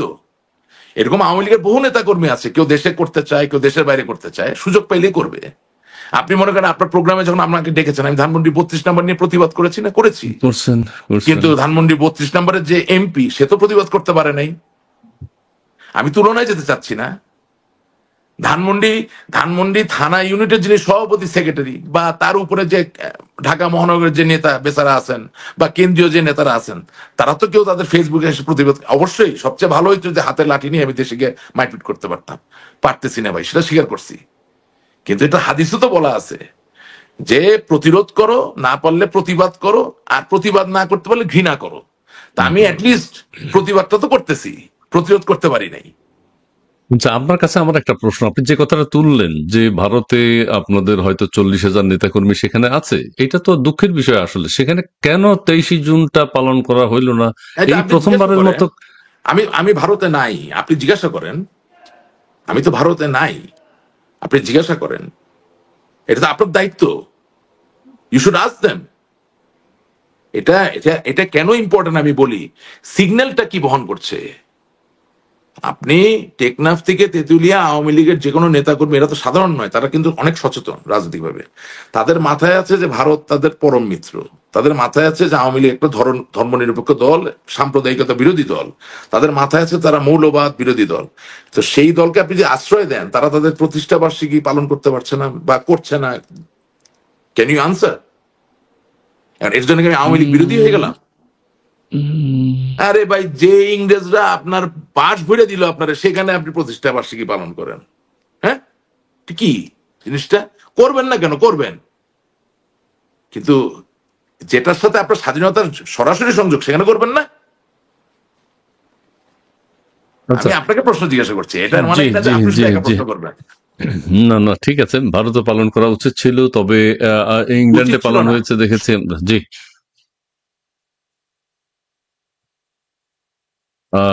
সংযোগটি আবার বিচ্ছিন্ন হয়ে গেল, বিদ্যুৎ চলে গেল কিনা উনি যেখানে আছেন। আব্দুল আজিজ, হ্যাঁ, গুরুত্বপূর্ণ আলোচনা হচ্ছে খুবই। এত বড় একজন নেতার মাঝে আওয়ামী লীগের দিক নির্দেশনার একটি কথা পাইলাম না। আচ্ছা, ঠিক আছে, ধন্যবাদ। মিজানুর রহমান হৃদয়, তিনি বলছেন, ভাই অনেক সুন্দর কথা বলছেন। যে অন্যায় করব, যে অন্যায় করব বিরুদ্ধে কথা বলতে হয়, হ্যাঁ, সেটা ওবায়দুল কাদের হোক আর যেই হোক। জহিরুল ইসলাম, আপনি কি বলতে চাইছেন ওবায়দুল কাদের আওয়ামী লীগের নাম? ধন্যবাদ আপনাকে। আমরা রাশেক ভাইকে আবার পেতে চাই। বাংলাদেশ ইউরোপ নতুন দিবস হচ্ছে, করে যায়, এর নতুন দিবস ইচ্ছে করে করা যায়, দেয়া যায়, বদলা যায়, এই ডক্টর ইউনূস। ইসমাইল হ্যাঁ, ভাই, এখন আমরা নতুন। জি, আসেন, প্লিজ। আপনি যে কথাটা বললেন যে আওয়ামী লীগের প্রতিষ্ঠা বার্ষিকী ভারতে পালন করা উচিত ছিল, ন, ইউর রং।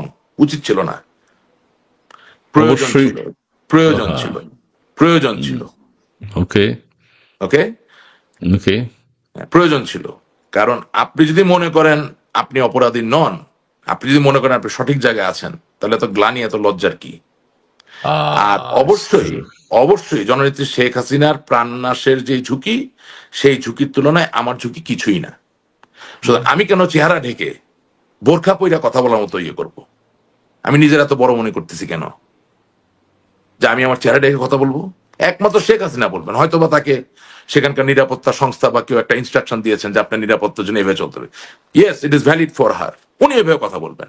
বাকিরা চুরি পরে ঘুরতেছেন, বোরখা পরেন, কেন আপনার চেহারা দেখবে না? আপনার প্রতিবাদে, আপনার আপনার শব্দ চয়নে যে একটা একটা ক্ষোভ, একটা ক্ষিপ্রতা, একটা শক্তি আছে, এটা কেন আপনার নেতাকর্মী দেখবে না? অবশ্য এটাও বাস্তব আচ্ছা, যে, এখানে সমস্যাটা কোথায়? আমরা কাদের সাহেব বক্তব্য দিয়েছে, স্বরাষ্ট্রমন্ত্রী সাহেব বক্তব্য দিয়েছে, জানি না কারো। ভাই, হ্যাঁ। আপনি শুনেন, আমি তো আর অত অত কিছু বুঝি না, কিছু বই টই পড়ছি, ধরেন বিভিন্ন যুদ্ধের ইতিহাসের বই, বিভিন্ন উপাখ্যানের বই, হ্যাঁ, বিভিন্ন অ্যাডভেঞ্চারের বই। আমি ভাই এরকম কোনোদিন এই বাথরুমে লুকায় থাকা এইসব টাইপের গল্প দিয়া বক্তৃতা দেওয়া, এগুলো ভাই আমি ইতিহাসের মতো খুঁজে পাই নাই। আপনি মনে করেন, আপনি মনে করেন যেই পলিসিতে বা যেই থিওরিতে সেকেন্ড টায়ারের নেতৃত্ব, দ্বিতীয় সারির নেতৃত্ব চলতেছে, তাতে করে যদি আমরা সফল হই আগামী দিনে, তাইলে রাষ্ট্রবিজ্ঞানের যারা বই লেখছেন, ইতিহাসের যারা বই লেখছেন, তারা মারা যাওয়ার পরও আবার নতুন করে জীবিত হইয়া চেয়ার থেকে পড়ে যাবে। এটা কোনো সম্ভব না। আরে ভাই, তার মানে আপনার দৃষ্টিতে কোনো আমি আপনাকে আন্দোলনই হচ্ছে না, কোনো প্রকার দিক নির্দেশনা থাকছে আমি না কারো আমি কথায়? আপনার একটা কথা বলি, পৃথিবীতে তো পুরুষ আছে, নারী আছে, ট্রান্সজেন্ডার আছে। এখন পুরুষ যদি ট্রান্সজেন্ডারের মতো হাঁটে, হ্যাঁ, তারে দিয়ে তো আর আপনি কোটি মানুষের নেতৃত্ব দিতে পারবেন না। কথা, আমার কথাটা বুঝতে পারছেন আমি কি বলছি? জি জি জি এত জি। তীব্রভাবে বলতেছি কারণ এখন তো বাঁচা মরার বিষয়, বুঝছেন না? আমার তো আর বিদেশে মারা যাইতে চাই না, আমার কবর বিদেশে হোক সেটা চাই না। আমি খারাপ হইতে পারি, আমাকে দর্শক অনেক গালি দিতে পারে, কিন্তু আমি ভাই ওনার যে মাটি, আমি ওই মাটির পাশেই তো মারা যেতে চাই। এটা আমার জীবনের একটা স্বপ্ন। আমার তো আত্মীয় স্বজন আছে, বন্ধু বান্ধব আছে, আমার একটা সমাজ আছে। বুঝলাম আমি খুব খারাপ, আমি ডাকাইত, তো ডাকাইতেরও তো একটা ডাকাইতি সমাজ থাকে, তা আমি আমার বাংলাদেশের ডাকাইতি সমাজে মারা যেতে চাই। যদি সেটা হয়, তাহলে যদি শির দ্বারা সোজা করে দাঁড়ানো কোনো লোকের নেতৃত্বে বা দায়িত্বে যদি না পড়ে, তাহলে আমরা ফিরবো কিভাবে? এটা আমার প্রশ্ন। এই প্রশ্ন করার জন্য কি আমি জামাতি হয়ে যাব, বিএনপি হবো বা আওয়ামী লীগ? না, নট এট অল। কারণ এই প্রশ্নের উত্তর তো আসছে না। আচ্ছা, এবং তৃণমূলের সবচেয়ে বড় কথা যে আওয়ামী লীগ শত শত লক্ষ লক্ষ ভালো কাজ করেছে, কিন্তু যারা খারাপ কাজ করেছে তাদেরকে নিয়ে যদি আপনি আবার ফেরেন, তাহলে আর কেউ টিকতে পারবে দেশে? আচ্ছা, এই মুহূর্তে সুযোগ দিছে ভালো হওয়ার। না, জি জি, আমরা কি একটু দর্শকদের একটু কমেন্টস নিবো আপনার সামনে, আপনি একটু, এরপর আমরা অন্য বিষয়ে আসছি।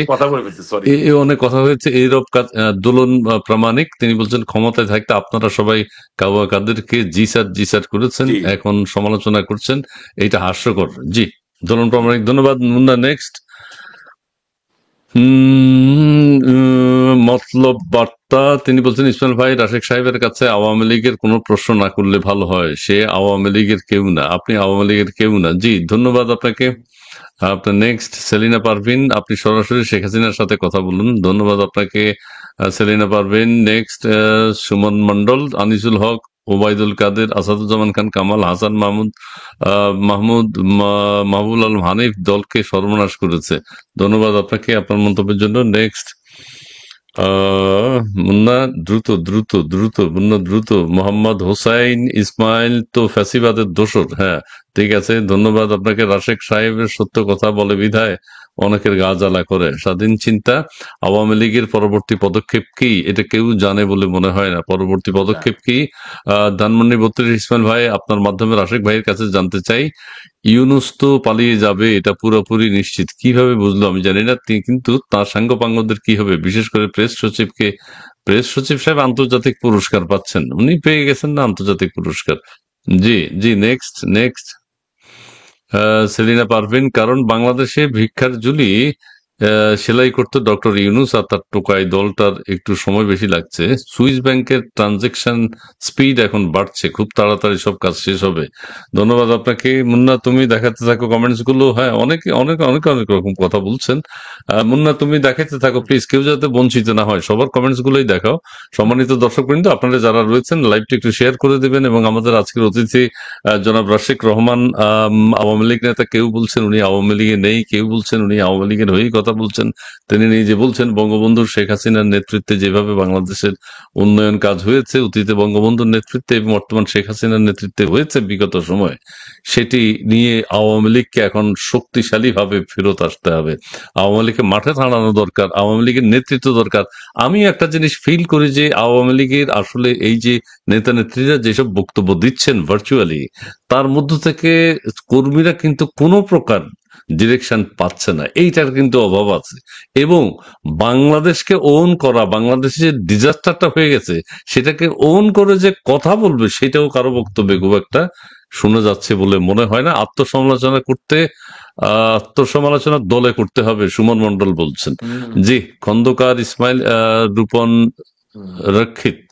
রিপন রক্ষিত, খন্দকার ইসমাইল সাহেবের সাথে ব্যক্তিগতভাবে কথা বলতে চাই, আপনার সাথে আমি কিভাবে যোগাযোগ করব?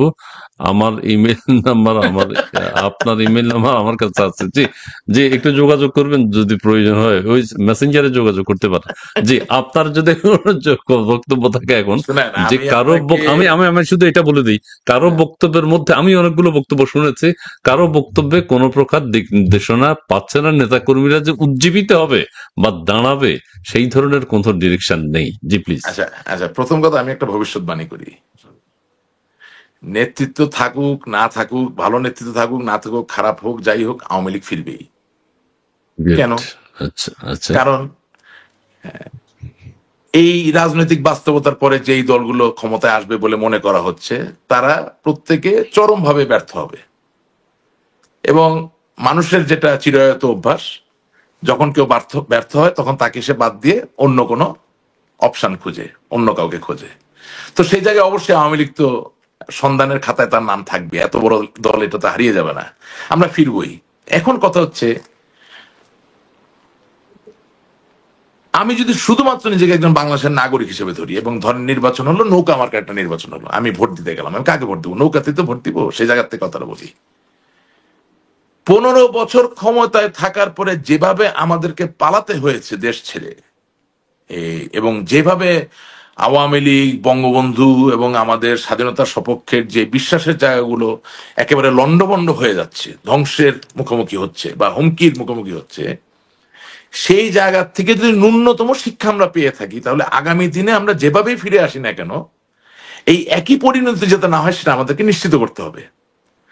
ভালো নেতৃত্বের ওই জায়গায় প্রয়োজন যে আপনি সুন্দরভাবে সাজিয়ে গুছিয়ে ফিরে আসবেন, যাতে আপনাকে আর কেউ কোনোদিন এভাবে দূর দূর করে নিজের ঘর থেকে তাড়িয়ে না দিতে পারে।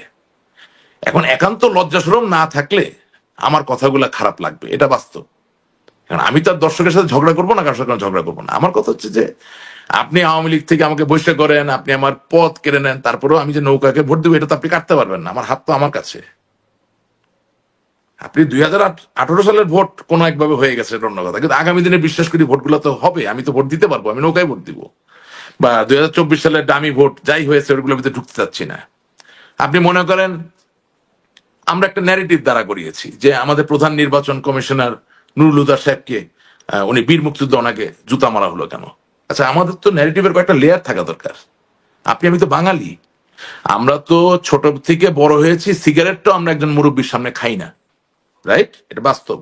একজন মুরব্বী একটা ঘরে ঢুকলে আমরা দাঁড়িয়ে যাই, যারা ভদ্র, এটাই আমাদের সামাজিক অনুশাসন বলুন বা রীতি। তো সেই জায়গা থেকে আপনি নুরুল হুদা সাহেব, যিনি একজন পিতৃতুল্য মানুষ, তাকে কি জুতা মারতে পারেন? তার জন্য কি মুক্তিযুদ্ধ হওয়া লাগে? আওয়ামী লীগ কি শুধু মুক্তিযোদ্ধার দল? আওয়ামী লীগ কি শুধু মুক্তিযোদ্ধার দল? যে মুক্তিযুদ্ধ করেনি তার দল না? তাইলে 80 বছর বয়স্ক একজন বৃদ্ধ যিনি যুদ্ধ করেন নাই, তিনি যখন নুরুল হুদাকে দেখে ভয় পায়, জারি এই কোন দেশে আছে যেখানে একজন বৃদ্ধ বয়স্ক মানুষকে জুতা মারা যায়? সেই জায়গায় আওয়ামী লীগের প্রতিবাদটা কোথায়?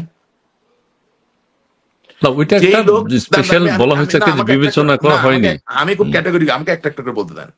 এবং আমি আপনার কাছে বলছি, যে লোকটা নুরুল হুদা সাহেবের মুখে জুতা মেরেছে না, ওর ছেলে মেয়ে ওকে বড় হয়ে জুতা মারবে, আমি আপনার বললাম, ওর ওই বয়সে। এটা ঈসা আলাইহিস সালামও বলছে, এটা হযরত মুহাম্মদ বলছে, এটা বাইবেলও বলা আছে যে তুমি যার সাথে যেরকম ওইটা পাইবা। ওই যে লোক জুতা মারছে, আপনি আজ আমার কথা লিখে রাখেন, হ্যাঁ, ওই লোকের ছেলে মেয়ে বড় হইয়া ওরে মানুষজনের সামনে জুতা মারবে। You take it from me.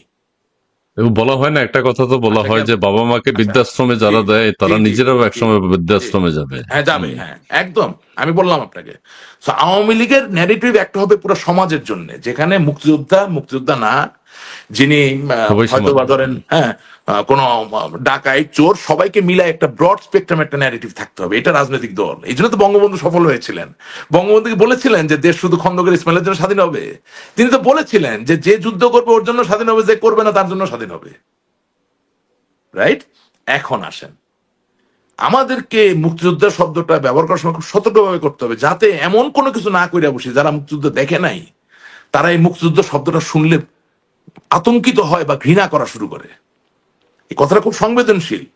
আমি কি বলতে চাচ্ছি, যে আপনি মুক্তিযোদ্ধা বলে কোনো অন্যায় করতে পারবেন সেটা তো না। সুতরাং যদি আপনি অন্যায়কারী হন, তাহলে আল্লাহর বাস্তে তাকে আর মুক্তিযোদ্ধা জিনিসটা মিলায়েন না। তাহলে হবে কি, আমার মুক্তিযুদ্ধটা ছোট হয়ে যাবে। প্লিজ, আমি আল্লাহর কাছে মানে আপনাদের মানে পা ধরার তো জায়গা নেই, আমি অনুরোধ করে মিনতি করে বলতেছি। কারণ এই দেশের একটাই মাত্র সম্বল আছে, সেটা হচ্ছে নিজের পরিচয়। সে পরিচয় কি? স্বাধীনতা। এখন যেই লোক লক্ষ কোটি টাকা পাচার করছেন বিদেশে, তিনি মুক্তিযোদ্ধা হতে পারেন, কিন্তু তাকে যদি বারবার মুক্তিযোদ্ধা বলে আপনি এটাকে তার এই গ্লানি বা অন্যায়টাকে যদি নিয়মান করার চেষ্টা করেন, তাহলে যেটা হবে কাজের কাজ, সেটা হচ্ছে মুক্তিযুদ্ধকে আপনি বিতর্কিত করে ফেলবেন। Please stop this. মুক্তিযুদ্ধের জায়গায়, মুক্তিযোদ্ধার জায়গায়, যিনি মুক্তিযোদ্ধা তাকে নিজেকে তার ওই জায়গায় রাখতে হবে। এটা যদি না হয় এবং আপনি যিনি অন্যায় করছেন তাকে যদি আলাদা না করতে পারেন, তার মানে কি? তার মানে হইলো যে আপনি যদি ফিরে আসেন, তাহলে আপনার মাধ্যমে যিনি লক্ষ কোটি টাকা পাচার করছেন, তিনি এরপরে তো 10 লাখ কোটি পাচার করবে। এটার প্রশ্নের উত্তর আসতে হবে। এই যে এখানে একজন বলছেন যে দলের কথা, ভাই আপনারা জিজ্ঞেস করি কোথায় বলবেন দলের কথা? কি দলের কথা বলা হয়েছে? কি কথাটা বলা হয়েছে যেটা আপনি জানেন না বা অন্য মানুষ জানে না? আপনার ঘরের কথা তো বলা হয় নাই। আমি এখানে যা বলেছি, প্রত্যেকটা পত্র পত্রিকায় প্রকাশিত, সোশ্যাল মিডিয়ায় ভাসমান প্রত্যেকটা সত্য প্রত্যেকের মুখে মুখে আছে। তো এখানে গোপন কথা কি হলো? আমি শুধু মনে করিয়ে দিচ্ছি যে এটা করা উচিত। আপনি তো মানে আপনি যখন কথা বলবেন আপনাকে একটা বিচার করে কথা বলতে হবে যে রাশিদ রহমান কি নতুন কোনো তথ্য দিল, আমি কি কোনো মন্ত্রীর গোপন দুর্নীতির কথা এখানে প্রকাশ করেছি, না যা অলরেডি প্রকাশিত তাই নিয়ে কথা বলেছি? আপনি বলেন। প্রকাশিত রাশেদ রহমান কি জীবনের প্রথম এই মনোনয়ন বাণিজ্য হয়েছে স্থানীয় সরকার নির্বাচনে বলেছেন? আমার আগে আরো লোক বলেছে। আওয়ামী লীগ যখন সরকার তখনই তো বলেছে, আমি তো গোপন কিছু বলিনি। আপনি ব্যবস্থা নেন নাই, আমি শুধু মনে করিয়ে দিচ্ছি আল্লাহর বাস্তে ব্যবস্থা নিন। আমি যে বলেছি যে 2024 সালের ডামি নির্বাচন, এই নির্বাচনে মনোনয়নে বাণিজ্য হয়নি, মনোনয়ন দেওয়ার পরে বাণিজ্য হয়েছে। এটা কি আমি নতুন বলছি? আমি বলা কথা আবার মনে করিয়ে দিচ্ছি, we should not do this.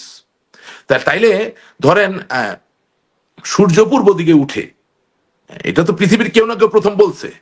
এখন আমি যদি আগামীকালকে আপনাকে বলি সূর্য পূর্ব দিকে উঠে, আপনি বিরক্ত হতে পারেন, কিন্তু তার জন্য তো আপনি বলতে পারবেন না যে আমি কোন অন্যায় করছি। So all I am saying, যে প্ল্যাটফর্মটা কোথায়, কাকে বলবেন? যিনি নিজে অনিষ্ট করছেন তাকে কি বলবেন আপনি? তিনি তো এখনো স্বীকার করেন না যে তিনি অনিষ্ট করেছেন। আপনি আচ্ছা আপনি আমি নেপোলিয়ন বোনেপার্টের একটা ঘটনা আপনাকে বলতে চাই। দুর্দান্ত প্রতাপশালী সেনাপতি ছিলেন, তো এম্পারার ছিলেন, তাই না, সম্রাট ছিলেন। তো চলে গেছে শীতকালে রাশিয়া দখল করতে, বুঝে তো নাই। আজ বুঝবা না বুঝবা কাল, মাথাটা থাপড়াই ব্যাপার বা গাইল। হ্যাঁ, ওইটা আবার আমার এলাকায় মাঝে মাঝে বক্তৃতা আমি বলি, আজ বুঝবা না বুঝবা কাইল, পাশা থাপড়াই ব্যাপার বা গাইল, বুঝলেন না? তো নেপোলিয়ন বোনেপার্ট চলে গেছে রাশিয়া দখল করতে শীতের মধ্যে, বুঝেন পাগলা। হ্যাঁ, তো যাওয়ার পর তো ভালো মাইর খাইছে, মাথায় মাইর খাইছে, পাশায় মাইর খাইছে, খাইয়া ফিরতেছে ফ্রান্সে আবার। হ্যাঁ, তো হঠাৎ করে সেকেন্ড ইন কমান্ড 2IC রে ডাকছে, ডাইকা বলছে যে এই যারা বাদ্য বাজায়, ব্যান্ড পার্টি বাজায়, বিউগল বাজায় আমার সেনা, এদের সবাইকে বলো সমানে ড্রাম বাজাইতে আর বিজয়ের বাজনা বাজাইতে। হ্যাঁ, তো 2IC তো ভয় পায়, ভয় পেয়ে বলতেছে যে your Excellency, your eminence, great emperor Napoleon, with all due humility, the outcome of the battle or war, however you may look at it, was not favorable. Then why shall we play all this trumpet and all these drums? হ্যাঁ, তো বলতেছে তুই কিছু বুঝোস বোকা? জি, বলে আজকে হারছি, আগামীকালকে তো হারবো না, জিতবো। এই আগামীর জিতার কথা চিন্তা করে বাদ্য বাজাইতে বল, যাতে ফ্রান্সের লোক না বুঝে আমি কতটা মাইর খেয়ে আসছি। ওকে, এই কথাটা কেন বললাম? আরে ভাই, আপনি তো বাথরুমে লুকাইলেও বাথরুমের কথা বলবেন না, আপনি দুঃসাহসিক ঘটনা বলবেন। আপনি বলবেন 50 জন আমার নিবেদিত কর্মী যারা আমার জন্য জান দিতে প্রস্তুত ছিল, তারা রাতের আধারে এসে আমার চেহারা ঢেকে আমাকে রশি দিয়ে বেঁধে দেওয়াল টপকিয়ে গোপনে তারা এক জায়গায় নিয়ে আমাকে ভারতে পার করেছে।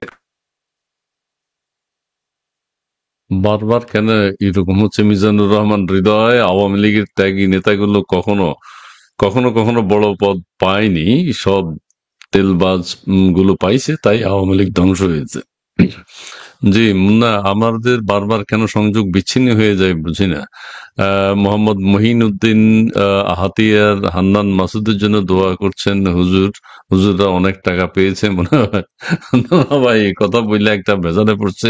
মুক্তিযোদ্ধা আমাদের লোকমান হোসেন ইরানের মতো দেশের বাংলাদেশে তার সুপ্রিম লিডার পেয়ে গেছে, তিনি বাঙালির অহংকার, ডক্টর মোহাম্মদ ইউনূস। লোকমান হোসেন, আপনাকে ধন্যবাদ। জি, হ্যাঁ, আমি একটু বলতে চাচ্ছিলাম যে আপনাকে গল্পটা মিথ্যা হলেও বানাতে হতো, যে আমাকে কিছু নতুন যুগের নব্য মুক্তিযোদ্ধারা আমাকে গোপনে এখান থেকে বের করে ভারতে পাঠিয়ে দিয়েছে এবং তারা আমার জন্য জান দিতে প্রস্তুত ছিল, কারণ আমি একটি দলের সাধারণ সম্পাদক। আপনি কি বললেন? বিরক্ত হতো। জি, আপনি বললেন হ্যাঁ, এটা পরে বলতে পারতেন, দেশে ফেরার পরে আপনি বাথরুমের ছবি টবি সহ আপনি বইয়ে লিখতে পারতেন, কিন্তু সেটা তো না। তার মানে কি, যে আপনি যে কারোর সাথে, আপনাকে দোষ দিতে, আপনি যে কারোর সাথে ডিসকাস করবেন, কি বলবেন বা বলবেন না, এই অভ্যাসটাই তো নাই। তো এত বড় রাজনৈতিক দলে যদি কথাবার্তা বলার অভ্যাস না থাকে, ডিসকাস করার অভ্যাস না থাকে, তাহলে আপনি সাফল্য কিভাবে আশা করছেন? আর দেখেন না, যখনই কিছু বললে আমার দলের শত্রু হয়ে যায়। আরে ভাই, যে আপনাকে মারতেছে, পিটাইতেছে, জেলে দিচ্ছে, তারই ক্রিয়া পারলে কিছু করেন। এত বড় বাঘের বাচ্চা হয়েছেন, মুরদের পোলা মুরদ হয়েছেন, তো যান যাই ফাইট করেন তার সাথে, তা তো পারছেন না। কারণ সাংগঠনিক ভাবে আপনি শক্তভাবে দাঁড়াতে না পারলে ফাইট করতে পারবেন না। তা আমাদের চাওয়া কি ভুল, কি ভুল চেয়েছি আমি, বুঝলেন না? তো আর আর আর নেত্রীর সাথে আমি তো অত বড় নেতা না। এবার আমার কিছু কথা, আমাকে ভালো মতো চিনো কিনা বা মনে আছেন কিনা আমি তো জানি না। উনি তো এখন অনেক সংকট, আপনাকে চেনে মানে এখন বলছে উনি তো অনেক সংকটে, সময় তো নাই। যেমন ধরেন এখন ইরান ইসরায়েলের গন্ডগোলের কারণে ডোনাল্ড ট্রাম্পের কাছে বাংলাদেশের নামটা হারিয়ে গেছে, তাই না? এখন ধরেন সে আর ভাবছিল রাষ্ট্রপতি হওয়ার পর রাশিয়া ইউক্রেন যুদ্ধ সে থামিয়ে ফেলবে, কিন্তু থামাতে পারে নাই। সুতরাং আমরা তো হারিয়ে যাচ্ছি। এখন নেত্রীর টেবিলে আমি কোথায় আছি সেটা আমি জানি না। সুতরাং আপনি যত সহজে ওই যে সম্মানিত দর্শক নেত্রীর সাথে কথা বলতে পারেন, আমি অত সহজে কথা বলতে পারি না। এবং আমি আরো মনে করি যে সবাই নেত্রীর সাথে কথা বলার দরকার নাই। আচ্ছা, এখন আমি কিছু কথা বলি একটু। আপনি যেহেতু আপনার কথা অনেকে পছন্দ করছেন, একেবারে যে সবাই যে নেগেটিভ তা না, যে রাশেক রহমান সত্য উপস্থাপন করছেন। এই যে রাশেক সাহেব, এই যে ক্লাসিক সেন্টার তিনি বলছেন, আচ্ছা নাম ভুল বলেছেন সাহেব, সঠিক কথা বলছেন, ওবায়দুল কাদের সাহেব বাংলাদেশ আওয়ামী লীগকে ডুবাইছে। আচ্ছা যাক, অনেকে অনেক কথা বলছেন। আমার কথা হলো যে আপনি যে এখন কথাগুলো বলছেন আওয়ামী লীগের নেতৃত্ব আগামীতে কি হওয়া উচিত বা কি করা উচিত এই মুহূর্তে, সেটা আপনার কাছে জানবো। কিন্তু আপনিও তো ছোট ছোট করে আপনি বিভিন্ন টকশোতে কথা বলছেন, আত্মসমালোচনা করছেন, আগামীতে কি হওয়া উচিত, নেতৃত্ব কি হওয়া উচিত। স্পোকসম্যান বলতে আওয়ামী লীগের যে একজন আসলে মুখ্য একজনের কাছ থেকে বাংলাদেশে আওয়ামী লীগের নেতাকর্মীরা কিছু কথা শুনতে চায় যেটার মধ্যে কোনো মেসেজ থাকবে, সেই ধরনের কোনো কথার প্রয়োজনীয়তা আপনি মনে করেন কিনা, এবং সেই সাথেও একটু বলে দেবেন যে এই মুহূর্তে কি করা উচিত, আপনি কতটুকু কি করতে পারবেন। আপনি কথা বলছেন আমরা দেখছি, তারপরেও আরো বেশি করে দলের জন্য, নেতা নেত্রীদের জন্য, দেশের স্বার্থে, দেশের জন্য, দেশের সাধারণ মানুষের জন্য কি করতে পারেন আপনি। ছোট ছোট কথা বলে এগুলো সোশ্যাল মিডিয়ায় দিতে পারেন, আপনি নানান ভাবে নানান উদ্যোগ নিতে পারেন। একজন স্পোকসম্যান আপনাদের মতো কেউ যদি হয় যে আওয়ামী লীগের হয়ে কথা বলবে দায়িত্ব নিয়ে, সেই ধরনের কে পছন্দের মানুষ আছে, কারে দায়িত্ব দেওয়া উচিত? প্রথম কথা হচ্ছে, বাংলাদেশের ভেতরেই আপনার ভালো লাগুক বা না লাগুক, আমি মনে করি জননেত্রী শেখ হাসিনার একজন বাংলাদেশ আওয়ামী লীগের মুখপাত্র দেওয়া অতীব প্রয়োজন। Must must must. যে লোক জেলে যেতে ভয় পাবে না, এরকম অনেক লোক আছে, এবং যে লোক নেত্রীর কথা বলতেও ভয় পাবে না, আওয়ামী লীগের কথা বলতেও ভয় পাবে না, এরকম অনেক লোক আছে, আমরা দেখেছি, সেই উদাহরণও আছে। এটা গেল এক। সমস্যা হচ্ছে উনি কেন দিচ্ছেন না সেটা আমি বলতে পারি না, আমি ওনার মনের কথা বলতে পারি না, বা যারা কেন্দ্রীয় কমিটির আছেন তাদের সবার উচিত নেত্রীকে বলা, যে অনুরোধ করা যে একটা মুখপাত্র বাংলাদেশের ভিতর দরকার। 2 নাম্বার, বাংলাদেশের বাইরেও একজন বা দুইজন মুখপাত্র সুনির্দিষ্ট বিষয় নিয়ে কথা বলবেন, এভাবে ভাগ করে দেওয়া দরকার। এখন আমি কি করতে পারি? আমি যেটা করতে পারি, দেখেন, আল্লাহ তাআলা has blessed me with a quality, A virtue. I believe, I try to speak logically, আমি যুক্তি দিয়ে কথা বলার চেষ্টা করি। আঞ্চলিক শান্তি নিরাপত্তা, বাংলাদেশের শান্তি নিরাপত্তা এবং সর্বোপরি বৈশ্বিক ক্ষেত্রের যে প্রভাব, এটার জন্য আওয়ামী লীগের প্রাসঙ্গিকতা বাংলাদেশের বিরাজমান পরিস্থিতি কি, সেটা আমি পৃথিবীর যে কোনো প্ল্যাটফর্মে আমি বিশ্বাস করি সাবলীলভাবে আমি তুলে ধরতে পারবো। এখন সেটা যদি আমাকে কেউ দায়িত্ব দেন, আমি তো জান প্রাণ দিয়ে সেই দায়িত্ব পালন করব। কিন্তু যেহেতু এরকম কোনো সুনির্দিষ্ট দায়িত্ব নাই, সেই জায়গা থেকে আপনারা যখন কোনো কিছু জানতে চান, সেটার উপর আমি আমার মতামতটা দিই, কথাটা বলি। এখন কথা হচ্ছে যে একেবারে ইয়েস মিনিস্টার, মানে আপনি যা বললেন সেটাই আমাকে ওইভাবে ডিটো কপি শুনে বলতে হবে, এরকম হইলে আমি সেই দায়িত্ব পালন করতে পারবো না। কারণ আমি তো আপনাকে বলেছি, যেটা অন্যায় সেটা অন্যায়। এখানে আসলে এটা ছোটখাটো কোনো নির্বাচনের জায়গা তো নাই, এটা বাংলাদেশের ভাগ্য নির্ধারণের জায়গা। আওয়ামী লীগের সাথে বাংলাদেশের ভাগ্যের একটা খুবই পরিষ্কার একটা সম্বন্ধ আছে। সেই জায়গায় আসলে ছল চাতুরি করা বা সত্যকে এড়িয়ে যাওয়ার কোনো প্রয়োজন বা সুযোগ আছে বলে আমি মনে করি না। একেবারেই আলট্রুইস্টিক ভাবে এটাকে বলে একটা মহৎ যুদ্ধ হিসেবে নিয়েই কিন্তু এর কাজটা করতে হবে। সুতরাং অবশ্যই আমি আমার কাজ করতে গেলে সেখানে যারা গ্লোবাল স্কেলের অন্যায় করেছেন তাদেরকে পরিত্যাগ করা প্রয়োজন, সেটা তো আমি ওপেনলি বলবোই। সেজন্য হয়তো আমাদের মতো যারা আছেন তাদেরকে ওইভাবে দায়িত্ব দেওয়া হয় না। কারণ আমি আপনার অনুষ্ঠানে প্রথমে বলেছি যে যিনি 3 লক্ষ 4 লক্ষ কোটি টাকা পাচার করেছেন, তার ওকালতি কেন আওয়ামী লীগ করবে? আওয়ামী লীগের এরকম কেউ আছে তো না? কেন নাই? আপনি বলেন। আপনি চেষ্টা করছেন আমাকে, আমি তো আপনার নাম বলেছি, আপনি বলেন অভিযোগ কার নামে বলেন না। পত্র পত্রিকায় আমরা দেখতে পাচ্ছি দৈন্যটা দেখেন না, এই যে সালমান এফ রহমান, হ্যাঁ, এখন আপনি তো দেশে কিছু করতে পারছেন, ওই গোলাম মৌলার অনেকে আপনি জেলে পাঠাইছেন, দল থেকে বাইর করছেন, সেই এখন আওয়ামী লীগের পক্ষে কথা বলে না? আচ্ছা, এই যে ডক্টর কামাল হোসেন, হ্যাঁ, আচ্ছা, ডক্টর কামাল হোসেন দোষ আছে, দোষ যে নাই তা না, দলে থাকতে পারে না, কিন্তু ডক্টর কামাল হোসেনের মেয়ে সারা হোসেন এখন তো আপনার কথাই বলতেছে, কি আপনার জামিনের কথা বলতে, তাই না? আপনি ব্যারিস্টার আমিরুল ইসলামের সাথে আমরা কি করছি? তার মেয়ে ব্যারিস্টার তানিয়া আমির তখন আপনার কথাই বলতেছে। আপনি মনে করেন এই কিশোরগঞ্জ নেত্রকোনা এই যে অ্যাডভোকেট ফজলুর রহমান বিএনপিতে যাইও বিএনপি যাওয়া হইলো না, কথা শুনলে মনে হয় আওয়ামী লীগের নেতাই উনি এখনো। অবশ্যই ছাত্রলীগের সভাপতি ছিলেন, সেক্রেটারি ছিলেন, আওয়ামী লীগের এমপি ছিলেন। তো এখন তো আপনাকে আপনার আওয়ামী লীগ পেজে ওই ওনার কথা, ওই বেগম খালেদা জিয়ার উপদেষ্টা অ্যাডভোকেট ফজলুর রহমান বীর মুক্তিযোদ্ধা ওনার কথা নিয়ে চালাইতে হচ্ছে। তাহলে এর থেকেও কি আপনার উপলব্ধি হচ্ছে না যে আপনি বিভিন্ন সময় বিভিন্ন প্রয়োজনীয় ভালো মানুষগুলোকে দূরে তাড়িয়ে দিয়েছেন, দূরে ঠেলে দিয়েছেন? কি করণীয় যদি জিজ্ঞাসা করেন আমি বলবো এদেরকে ফিরিয়ে আনুন। আমি তো মনে করি একটা উচ্চতার জায়গা থেকে তাদেরকে যদি রিকোয়েস্ট করা হয় ফিরে আসার জন্য, সবাই ফিরে আসবে। কেন ফিরে আসবে না? ঘরের ছেলে ঘরে ফিরে আসবে। এখন আপনি যদি রাশেক রহমান সত্য বলার জন্য বাইর করে দিতে চান, এই যে এখানে যে কিছু লোক যে কথা বলে, হ্যাঁ বের করে দিতে পারেন, খুব সহজ। আমার কি হবে? আমার 3 বেলা খাওয়ার জন্য কি আওয়ামী লীগকে প্রয়োজন? কোনোদিনও প্রয়োজন ছিল না। যারা আমাকে, আপনি তো চিনেন, যারা আমাকে চেনে, আমার 3 বেলা খেয়ে পরে বেঁচে থাকার জন্য আওয়ামী লীগের আগেও প্রয়োজন ছিল না, এখনো নাই, আগামী দিনও হবে না ইনশাআল্লাহ। তো আমাকে যদি আপনি বের করে দিতে পারেন, তো এইভাবে তো আপনি সত্য কথা বলা লোক সবই তাড়িয়ে দিয়েছেন। আরো কিছু কমিয়ে ফেলেন, তাতে ফি সাবিলিল্লাহ, আর কোনো সমস্যা থাকে না। আমরা ওইটাই বলছি যে আমাদেরকে নিজেদের থেকে নিজেদের শিখতে হবে। এবং দিনের শেষে বাস্তবতা হচ্ছে যে একেবারে নির্মোহ বিশ্লেষণে যদি আপনি যান, তাহলে আপনি দেখবেন যে অনেক সময় আত্মীয় স্বজনরাও তো অনিষ্টের কারণ হয়। তাই বলে আত্মীয় স্বজন ছাড়া তো আর কেউ বাঁচতে পারবে না। রাখবেন, সাথে রাখবেন, ভালোবাসবেন, সবই করবেন, বাট নিজে হাতে করতে হবে যাতে কেউ সীমা লঙ্ঘন না করতে পারে। এখন ধরেন আমি একটা একটা একটা ছোট উদাহরণ, আপনার প্রায়োগিক উদাহরণ দিতে চাই। ধরেন 23শে জুন উপলক্ষে বাংলাদেশের বিভিন্ন জায়গায় মিছিল করার চেষ্টা করেছে। যারা মিছিল করেছে তাদেরকে আমি সেলুট জানাই। ধরেন আমার রংপুরে সাব্বির, তারপরে সৌরভ, তারপরে চপল, ছাত্রলীগের তারা নেতা, হ্যাঁ, তারা কিন্তু খুব নিবেদিত ভাবে খুব চেষ্টা করছে মিছিল মিটিং এগুলো করার জন্য, এবং যতটুক পারছে সাহসিকতার সাথে তারা করেছে। সাই স্যালুট দেম। এই একইভাবে সারা মানুষ যারা করেছে তাদের সকলকে স্যালুট করি। কিন্তু আপনাকে একটা রূঢ় বাস্তবতা বলতে চাচ্ছি, ঢাকার কোন একটা সংসদীয় এলাকায় কোন একজন এমপি ছিলেন যিনি দক্ষিণবঙ্গ থেকে এসে এমপি হয়েছেন, মানে ঢাকার উনি লোক না, ওই এলাকার ওনার কোনো অবস্থানও নাই।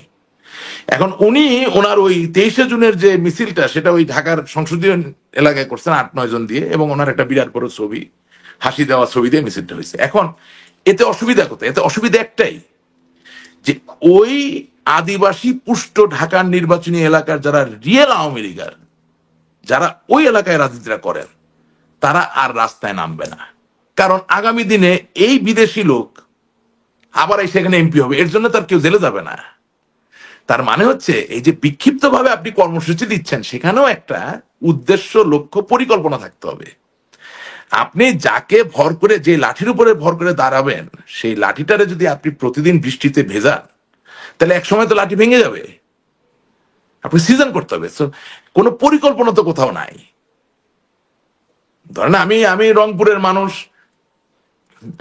হ্যাঁ, এখন আপনার বাড়ি ধরেন নোয়াখালী, আপনার আমি আইনা রংপুরে বানাই দিলাম উপজেলা কমিটির সভাপতি, কেমন হবে মনে করতেছেন? বা আপনার আইনে আমি বানাই দিলাম এমপি, আচ্ছা হইলেন, একবার নয় এমপি হইলেন, মানুষের তারা খেয়ে চলে আসলেন ক্যানাডা, ওকে।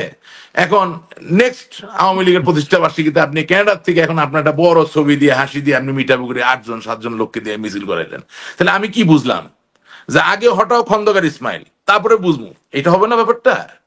মানুষের সাইকোলজিটা বুঝতে হবে তো। এখন আমি যদি গড লাইক একটা পরিস্থিতি চলে যাই, নিজেকে খোদার কাছাকাছি মনে করা শুরু করি, যে মানুষের মন নাই, মানুষের আবেগ নাই, মানুষের কোনো ইচ্ছা, অভিলাষ, কোনো অভিপ্রায়, কোনো স্বপ্ন নাই, তাহলে তো ইসমাইল ভাই বড্ড বড় বিপদ।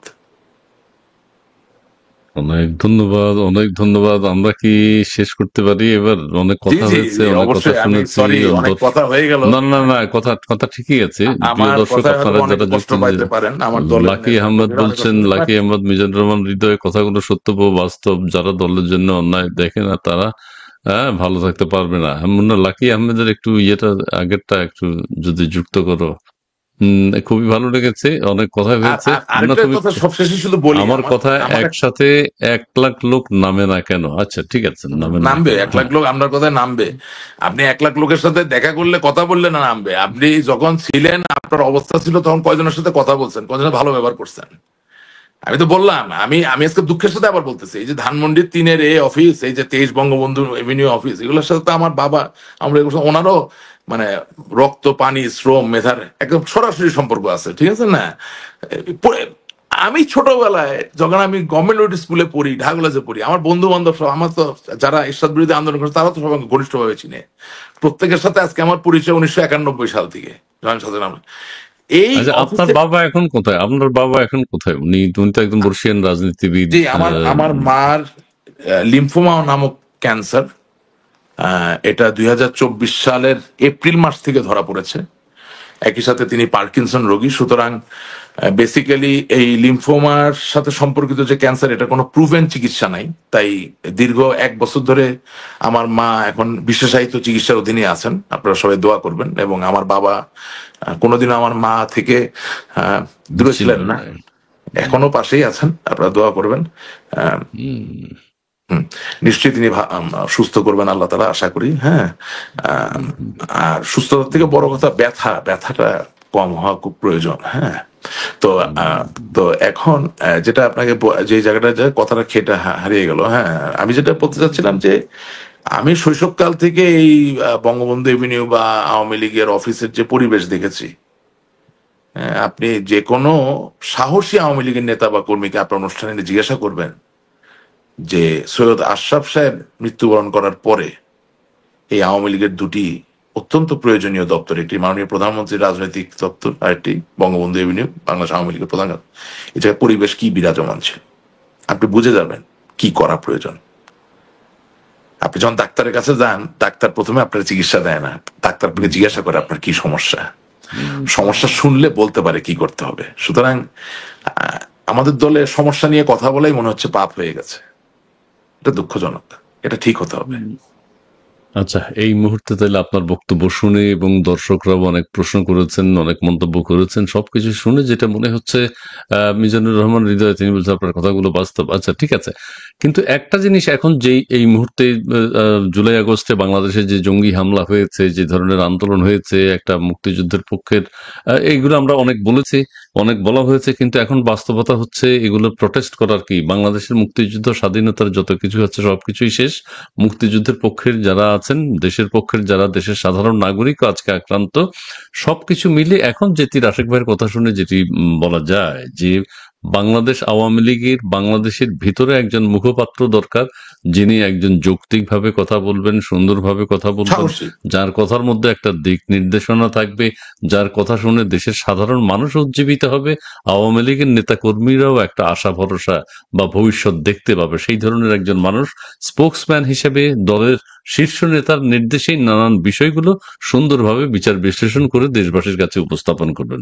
আর আরেকটি আপনি প্রস্তাব দিলেন দেশের বাইরেও 1-2 জন মুখপাত্র দরকার, যারা স্পেসিফিক আওয়ামী লীগের পক্ষে, দেশের পক্ষে, দেশের মানুষের পক্ষে, গণতন্ত্রের পক্ষে আগামী দিনগুলো কিভাবে আরো সুন্দরভাবে উদযাপন করা যায়, রাজনীতি করা যায়, সেই জিনিসগুলো হানাহানি, মারামারি, কাটাকাটি ছেড়ে। ইসমাইল ভাই, এখানে একটু অ্যাড করতে হবে, এটা আধুরা থেকে যাচ্ছে, এটা সম্পূর্ণ করার জন্য প্রেসক্রিপশনটা ইজ অ্যাজ সাচ যে দেখেন, এই যে আপনার অনেক দর্শকদের জিজ্ঞেস করছে, এখানে আপনি উত্তরটা পেয়ে যাবেন যে আপনি আওয়ামী লীগ যখন সরকারে ছিল তখন কিছু বললেন না কেন। আচ্ছা, প্রথম কথা হচ্ছে তখন আমি বলেছি, কিন্তু এত আয়োজন, এত আড়ম্বরের মাঝে মানে শেক্সপিয়ার একটা কথা আছে হ্যামলেটে যে life is a tale told by an idiot full of sound and fury signifying nothing. হ্যাঁ, তো ওই অত আড়ম্বর, অত আয়োজনের মাঝে আমাদের কথা হারিয়ে গেছে, কেউ শুনে নাই। হ্যাঁ, আমি বলেছি, কিন্তু তারপরেও বলতে চাই যে দিনের শেষে এই 15 বছর তো আমরা একটা গোষ্ঠীর উপরে আস্থা রেখেছি যে তারা পারবেন,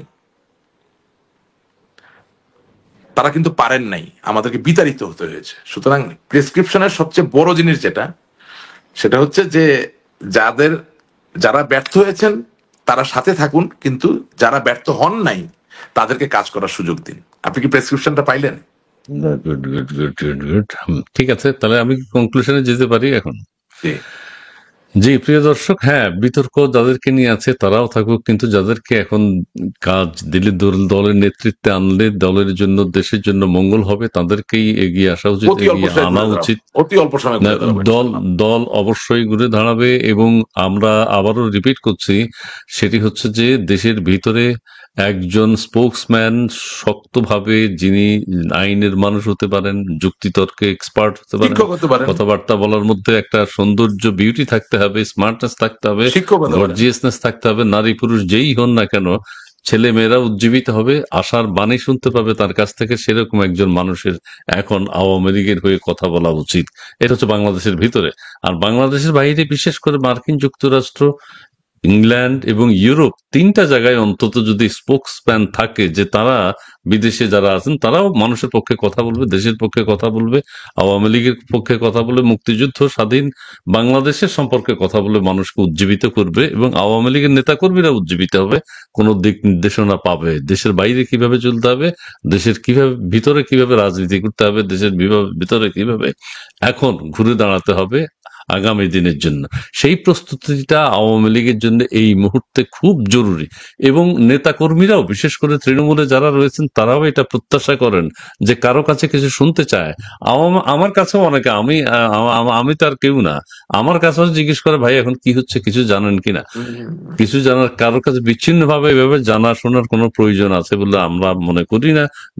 আপনিও নিশ্চয়ই সেটাই মনে করেন। এবং একজন স্পেসিফিক, যে হ্যাঁ আওয়ামী লীগের পক্ষ থেকে তাকে সুনির্দিষ্ট ভাবে দায়িত্ব দেওয়া হয়েছে, যিনি আমি আবারও বলি, আমি এটা রিপিট করি এই কারণে, সুন্দরভাবে যিনি কথা বলবেন, যুক্তিতর্ক উপস্থাপন করাটা যা সঠিক হবে, আগ্রাসী না, কিন্তু দলের পক্ষে, দেশের পক্ষে, স্বাধীনতার পক্ষে, মুক্তিযুদ্ধের পক্ষে সুন্দরভাবে কথাগুলো উপস্থাপন করতে পারবেন, যাকে দেখে অন্য ছেলেমেয়েরাও আকৃষ্ট হবে। না, আওয়ামী লীগ করা যায়, আওয়ামী লীগ করা উচিত, আওয়ামী লীগে ভালো মানুষ আছে, সুন্দর করে কথা বলতে পারে। আমরা অতীতে বা এখনো যা শুনছি, হানাহানি মারামারির কথাই শুনি আমাদের কোন রাজনৈতিক নেতাদের কাছে, ইনক্লুডিং আমাদের প্রধান উপদেষ্টা যিনি আছেন, তাদের কাছ থেকে কেউ কোনোদিন একটা ভালো কথা, ভালো দিক নির্দেশনা ছেলে মেয়েদের জন্য কারো দেখতে পাইনি। এখন একটা সুযোগ, আমাদের নেতা নেত্রীরা যখন বক্তব্য দেন হাজার হাজার মানুষের সামনে, সেখানেও ওই যে ষড়যন্ত্র, হানাহানি, মারামারি কথা ছাড়া ভালো কোনো কথা, আমি এটা বহুবার বলেছি, আমি নিজেও বলি, বন্ধু বান্ধবদের সাথেও বলি, যে আসলে কি শিখছে, কি জানবে। কেউ কেউ আবার বলেছেন, বঙ্গবন্ধুর আত্মজীবনী বই, আমাদের হারুন আল রশিদ, আমাদের অ্যাম্বাসেডর, তিনি একটা কথা বলেছেন যে হ্যাঁ, বঙ্গবন্ধুর যে অপ্রকাশিত আত্মজীবনী, না, বঙ্গবন্ধুর যে বইটা বেরিয়েছে, অসমাপ্ত আত্মজীবনী, অসমাপ্ত আত্মজীবনী বইটা ছেলে মেয়েদেরকে বিনা পয়সা দিলে কি হতো। স্কুল কলেজে নিয়ে পড়ার জন্য মুক্তিযুদ্ধের বই, বঙ্গবন্ধুর অসমাপ্ত আত্মজীবনী, বইটা পড়তে দেন না, ডিম ভাজা শিখাইছেন, বিছানায় চাদর কিভাবে বিছাইতে হয় সেটা শিখাইতে গেছেন। আরে ভাই, বাঙালি তো, আমি কি ভাই জাপানিজ না আমেরিকান? রুমিন ফারহান একটা কথা বলি, দামি কথা বলছে। রুমিন ফারহান বলছে আমি ব্যারিস্টার হইলাম, আইনজীবী হইলাম, এমপি হইলাম, তো আমার তো স্কুলে গিয়ে কোনোদিন ডিম ভাজা শিখা লাগে না, আমার আম্মাই তো আমাকে ঘরে ডিম ভাজা শিখাইছে। বলে আমার তো কোনোদিন স্কুলে গিয়া কিভাবে চাদর বিছাইতে হবে, আমি একটা মেয়ে, আমার তো আমি তো ঘরেই শিখছি। বঙ্গবন্ধুর অসমাপ্ত আত্মজীবনীকে শিশু সুলভ ভাষায় প্রথম শ্রেণী থেকে দ্বাদশ শ্রেণী পর্যন্ত বিভিন্ন পর্যায়ে না পড়িয়ে, ভালো মানুষ হওয়া, সাহসী মানুষ হওয়া না শিখিয়ে আপনি ডিম ভাজা শিখাইতে গেছেন। ভাই এটা তো সবকিছু সবার জন্য চলে না, বুঝেন না কথাটা? জি জি। এবং আপনি যেহেতু কথাটা তুললেন, পড়াশোনার মধ্যে পাঠ্যপুস্তকেও কিন্তু নীতি নৈতিকতার বিষয়টি ওইভাবে অতীতে যেমন ছিল, সেই বিষয়টি নেই। আমার বাবা চাচারা হয়তো অ্যাপ্রিসিয়েট করবে, বাঙালি বুঝবে এবং মুখস্থ করবে, দুইটাই করবে, এটা বাঙালির নেচার। আচ্ছা, I am not a German person, I am not Japanese, I am not American, I am Bengali, I am Bangladeshi. I will have a full combination of acquiring knowledge, whether you like it or not. That's how it is. এখানে 100 বছর পুরানো একটা trend থাকবে, 50 বছর থাকবে, আবার সামনের দিনের জিনিস থাকবে, সবকিছু মিলিয়েই আমাদের হবে। জি জি। আমি রবীন্দ্রনাথের পদ্য কি মুখস্থ করবো না? নজরুলের পদ্যকে মুখস্থ করবো না? অবশ্যই করবো। বা আমার যে ইসলামিক শিক্ষা, যেটা আমাকে ইসলামিয়াত যেটা শেখানো হয়, সেখানে কি আমি সূরার আয়াতগুলো মুখস্থ করবো না? করবো, অবশ্যই বুঝবো, মুখস্থ করবো, সবই করবো, এটাই আমার সৌন্দর্য। আমি হঠাৎ করে আমি ওই কি বলে ময়ূর সাজার জন্য লাফাচাপা শুরু করে দিলাম, না বুঝা নিজের দেশ জাতি সত্তাকে। That's not correct. আরে ভাই, টিনের চলা দিয়ে মানি পরে স্কুলে গিয়া আপনি এনে দিচ্ছেন ডিম ভাজা, ফাইজলামি করে জায়গা পান না। এটা কি জিনিসটা? শিক্ষা প্রতিষ্ঠানগুলোর উপর আরো যত্নবান হতে হবে। আমাদের দেশের শিক্ষা প্রতিষ্ঠানগুলো দেখলে যাতে ছেলে মেয়েদের স্কুলে যেতে, বিশ্ববিদ্যালয়ে যেতে পুরা দেশে ইচ্ছা করে। টিচার্স ট্রেনিং কলেজের সংখ্যা হইল 20-এর নিচে, 18 বা 17 বোধহয়। সেখানে লক্ষ লক্ষ ছেলে মেয়েরা আপনি কারিকুলাম চেঞ্জ করে ফেলতে, শিক্ষকের ট্রেনিং এর খবর নাই, কি শিখাবে সেটা ঠিক নাই, আপনি এখানে নাইসা গাইয়া পদ্য পড়ান। এটা কোনো কথা হইলো নাকি? শিক্ষকদেরকেও ছাত্রছাত্রীদেরকে কিভাবে নার্সিং করতে হবে সেটা শিখাইতে হবে, এবং সেইটা তারা ক্লাসে গিয়ে ছাত্রছাত্রীদের সাথে সেভাবে কথা বলবেন। এই জায়গায়ও আমাদের একটা বিরাট ঘাপলা আছে। দেখ, আমাদের আর আজকে একটা জাতীয় বিষয় শত্রু হচ্ছে, হয়ে গেলাম আর কি। না না না, ঠিক আছে, আপনি আপনি আপনি যদি মনে করেন যে আপনি সঠিক বলছেন, আপনি সঠিকভাবে কথা সঠিকই বলে বলছি যাবেন, সেটা ইনশাআল্লাহ, আপনি আপনি আল্লাহ তাআলার আপনাদের সাথে কাছে আছে। এখন আপনার বিবেকের কাছে যদি মনে হয় তাই এই সত্য, বেটা যা সত্য একদম তাই সঠিক, বলছি, একদম সঠিক কথাই বলেছে। সেই আরো ক্ষেত্রে বলবো আপনার ইনশাআল্লাহ। হুম, আচ্ছা ঠিক আছে। তবে সার্বিক পরিবর্তন আমরা আশা করছিলাম আমাদের প্রধান উপদেষ্টার কাছে। নতুন ছেলে মেয়েরা অনেক কিছু জানতে পারবে, প্রধান উপদেষ্টার বক্তব্য নিয়ে আলোচনা আরে হবে, ভাই, গবেষণা হবে, আপনি কিছুই আপনি তো নাই। শুনেন, আমি আমি প্লিজ আপনার কাছে আমি করজোরে একটা কথা বলি, আপনার একটু জি দায়িত্ব জি আছে ভাই, আমি একটা জি কথা আপনার বলি, প্লিজ জি, প্লিজ। বলেন হ্যাঁ বলেন। ভাই, আ- আপনি কি খুব ধার্মিক মানুষ? হ্যাঁ, যদি হন তাহলে ধর্মীয় কিছু গল্প থেকে তো বলেন। শিক্ষাটা নিতে হবে। হ্যাঁ হ্যাঁ, আরে ইউনুস আজকে আছে কালকে নাই, তার বয়স কত, কয়দিন থাকবো? উনি তো 30 বিএনপি বছর ক্ষমতায় থাকবে চায়, এখন। বিএনপি ক্ষমতায় চায়, জামা, আপনি তারে নিয়ে কথা বলতেছেন। আরে আপনি কি দিবেন সেটা বলতেছেন না কেন? আপনি আমাকে একটা জায়গা দেখান। আমার তো শিখার বিষয় আছে। আমরা কথা কথা মক্কা বিজয়ের কথা, হযরত মুহাম্মদ সাল্লাল্লাহু আলাইহি ওয়াসাল্লাম তার জীবনীতে নবুয়ত প্রাপ্তির পরে এই মুশরিকরা বা কাফেররা কি করছেন সেটা নিয়ে কয়বার কথা বলছেন, আর উনি মানুষের জন্য কি দিবেন আল্লাহর পক্ষ থেকে সেটা বলছেন। আরে আপনি কি দিবেন সেটা বলেন না কেন ভাই? আপনি, আমার প্রতিবাদের জায়গাটা দুর্বল হয়ে যাচ্ছে ওই জায়গায় যেখানে আমি অন্যের দোষ ধরে নিজেকে দাঁড়া করানো হচ্ছে। আরে আমি কি দিব? আমার যা দেওয়ার আমি তো প্রত্যাশিত দিয়েছি। বঙ্গবন্ধু কন্যা জনতা বানিয়েছে, তো মেট্রো রেল দিয়েছে, একটা আধুনিক জীবনের ধারণা দেওয়ার চেষ্টা তো তিনি করেছেন, কাজটা সম্পূর্ণ করতে পারেননি। আমরা কি দিব?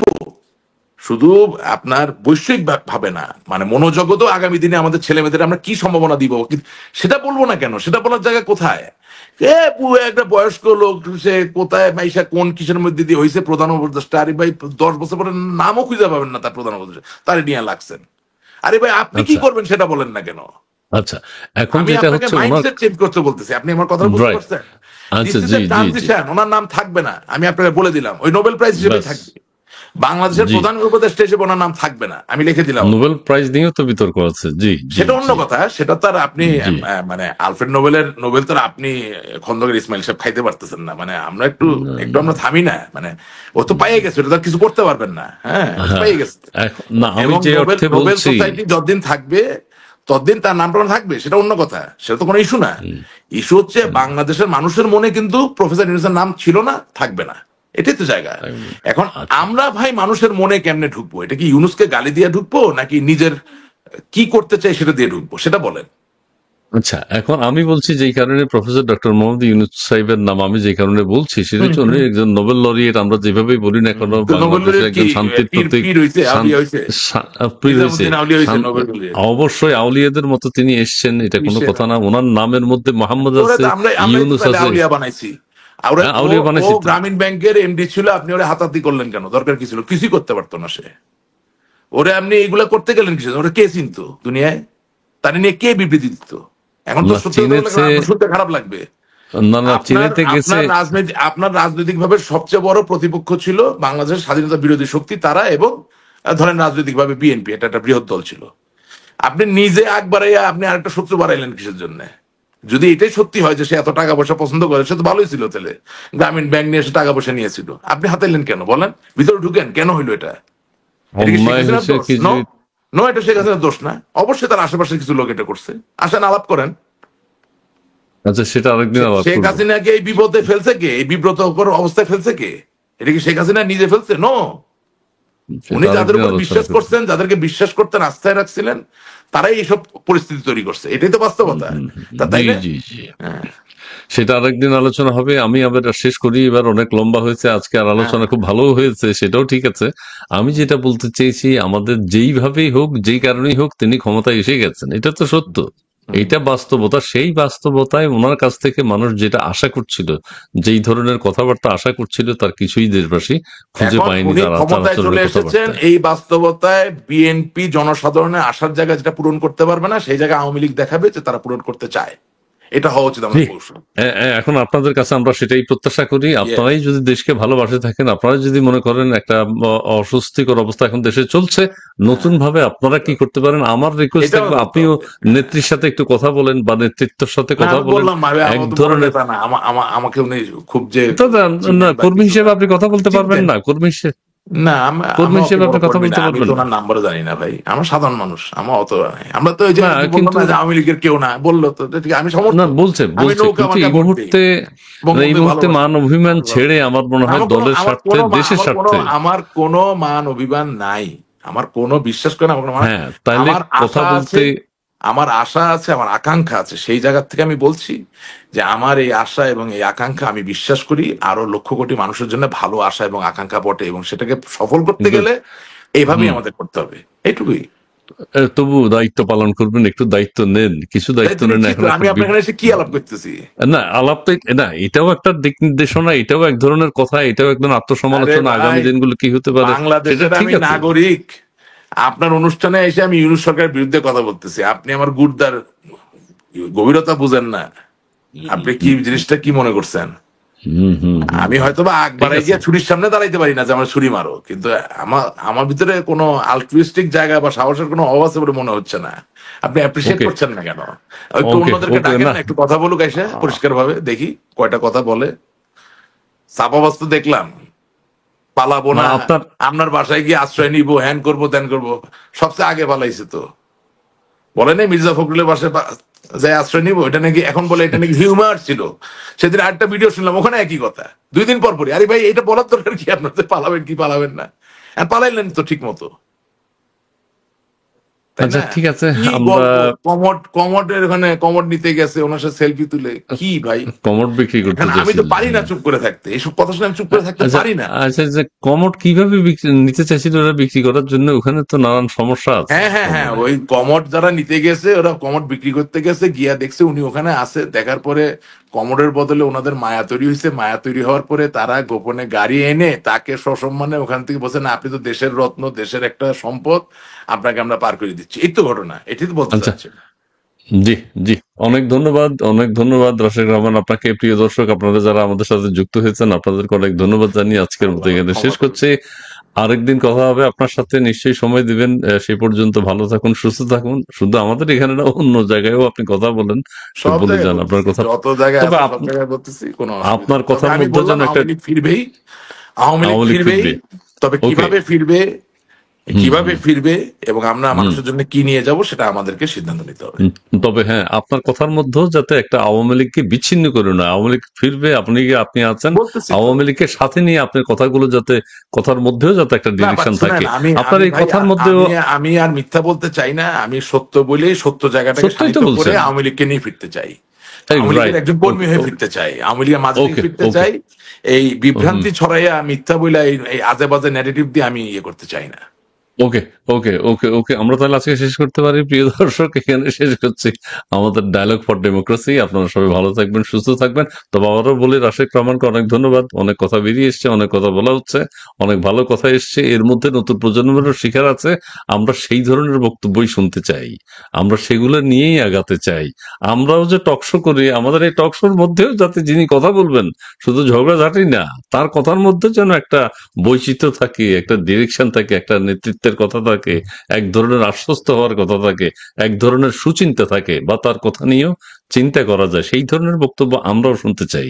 জি জি, ঠিক আছে রাশেক ভাই, অনেক ধন্যবাদ। প্রিয় দর্শক, আপনাদের আসসালামাইকুম, সবাইকে ভালো আজকের থাকবেন। মতো আর ভালোবাসা বাংলাদেশ জানিয়ে আওয়ামী এখানে লীগের শেষ করছি। ৭৬তম প্রতিষ্ঠা বার্ষিকীতে সকল আওয়ামী লীগের নেতাকর্মীকে অনেক অনেক শুভেচ্ছা, এবং জি জি, আশা করি আমরা খুব অচিরেই দ্রুতই। আমাদের রাজনৈতিক যে কর্মকাণ্ড তা সাবলীল ভাবে এবং একেবারে আন্দোলিত ভাবে সারা বাংলাদেশে পালন করতে পারবো। আপনারা সকলে ভালো থাকবেন। ধন্যবাদ।